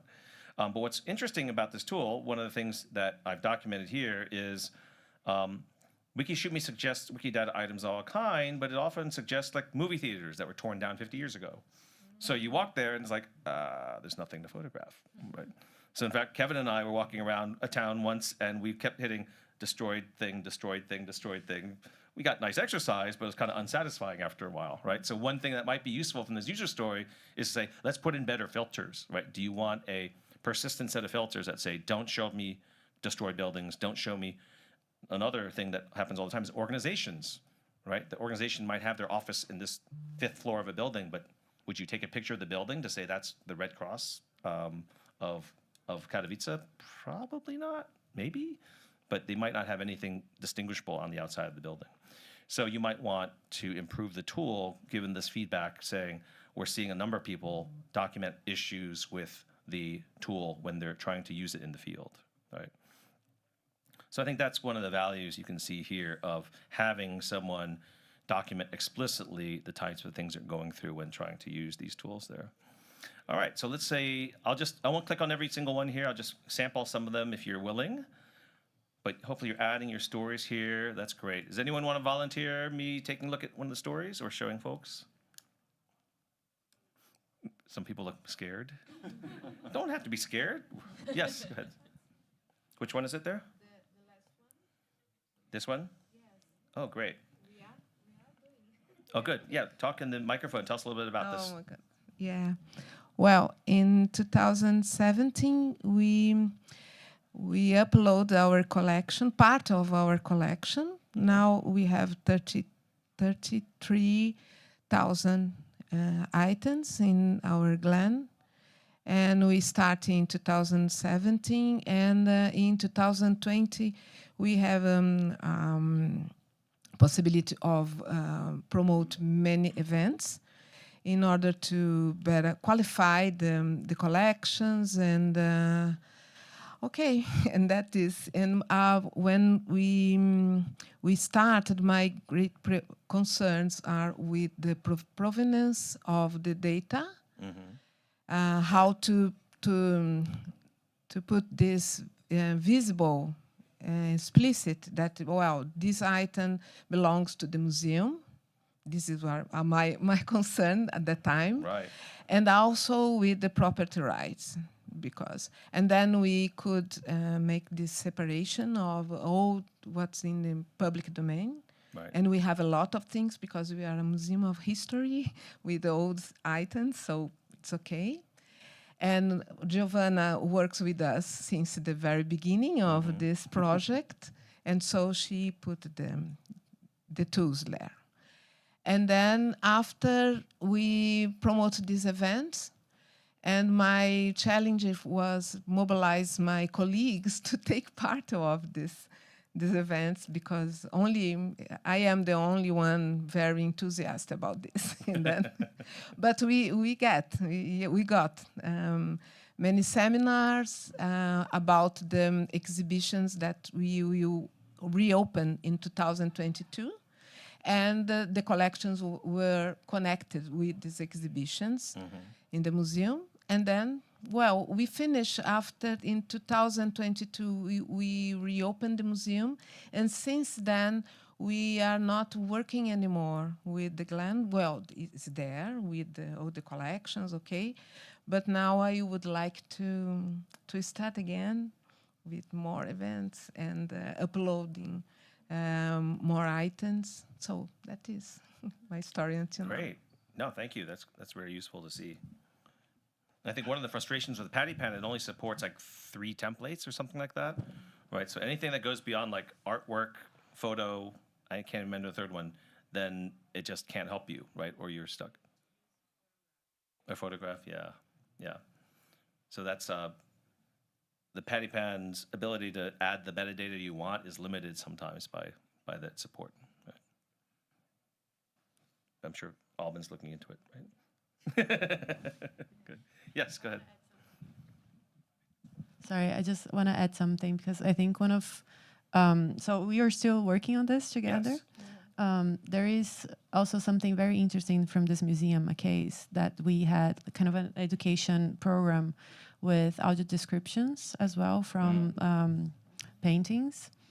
And I think it would be nice to add this as a journey as well, because it is a part that we are not really talking about in the community right now, and how we have this conversation before about how we are treating other types of media and not only images, right? And so I think that's an interesting aspect. Maybe we can start a journey from that. Yeah.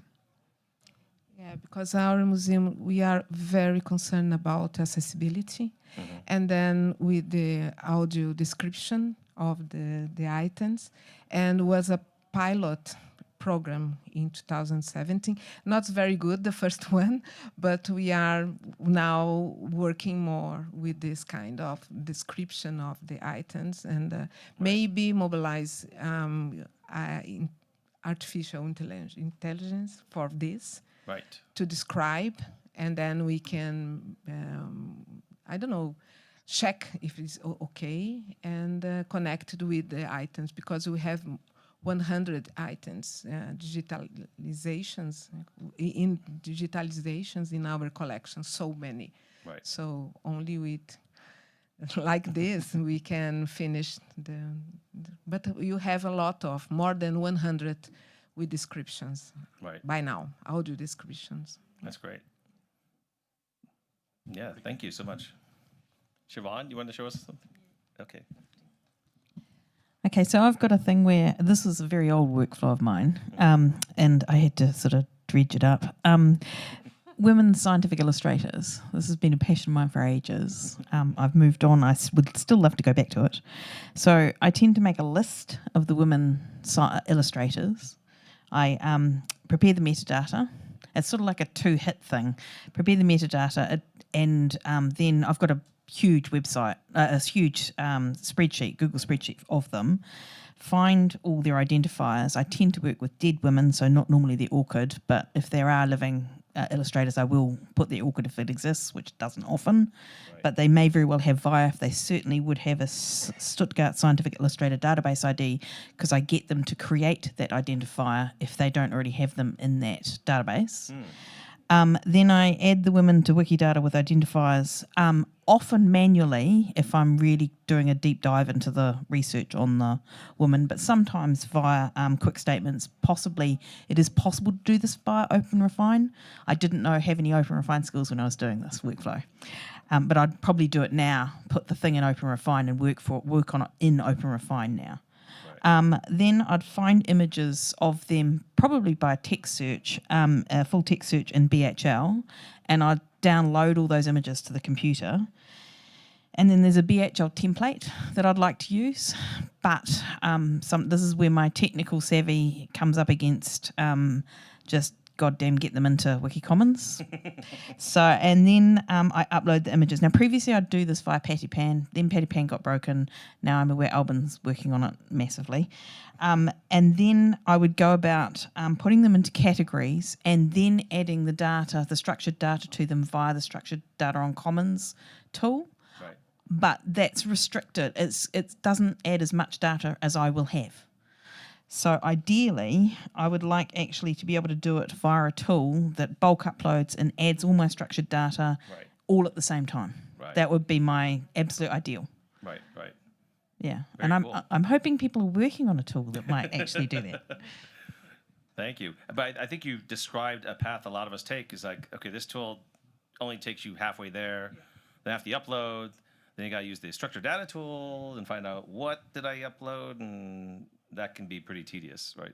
Yeah, great. All right, thanks so much, everyone. And feel free to keep working on them or make new ones and add to it. And always feel free to get in touch with me. You know, we're running this project for the rest of this year. But Wikimania is a really important halfway point, or more than halfway point for the project. And it's just great to get your feedback on it and get so much enthusiasm around this documentation of your workflows. And we've seen a lot of interest in this type of activity to the point where other folks are saying, wow, we can do this not just for the GLAM side. Like, if we're trying to talk to the foundation about what we want to have in commons in the future, then shouldn't we be documenting Wikimedia Commons workflows like this? Like, we could. That would be kind of an interesting thing to see. In fact, it's a much wider type of community, but it would be great to see, you know, different personas that we're capturing in the common space or Wikisource space, and to go deeper and more narrow as well. So thank you for your attention, and thanks for all the feedback, and hope you found it useful, and we'll see you around. All right.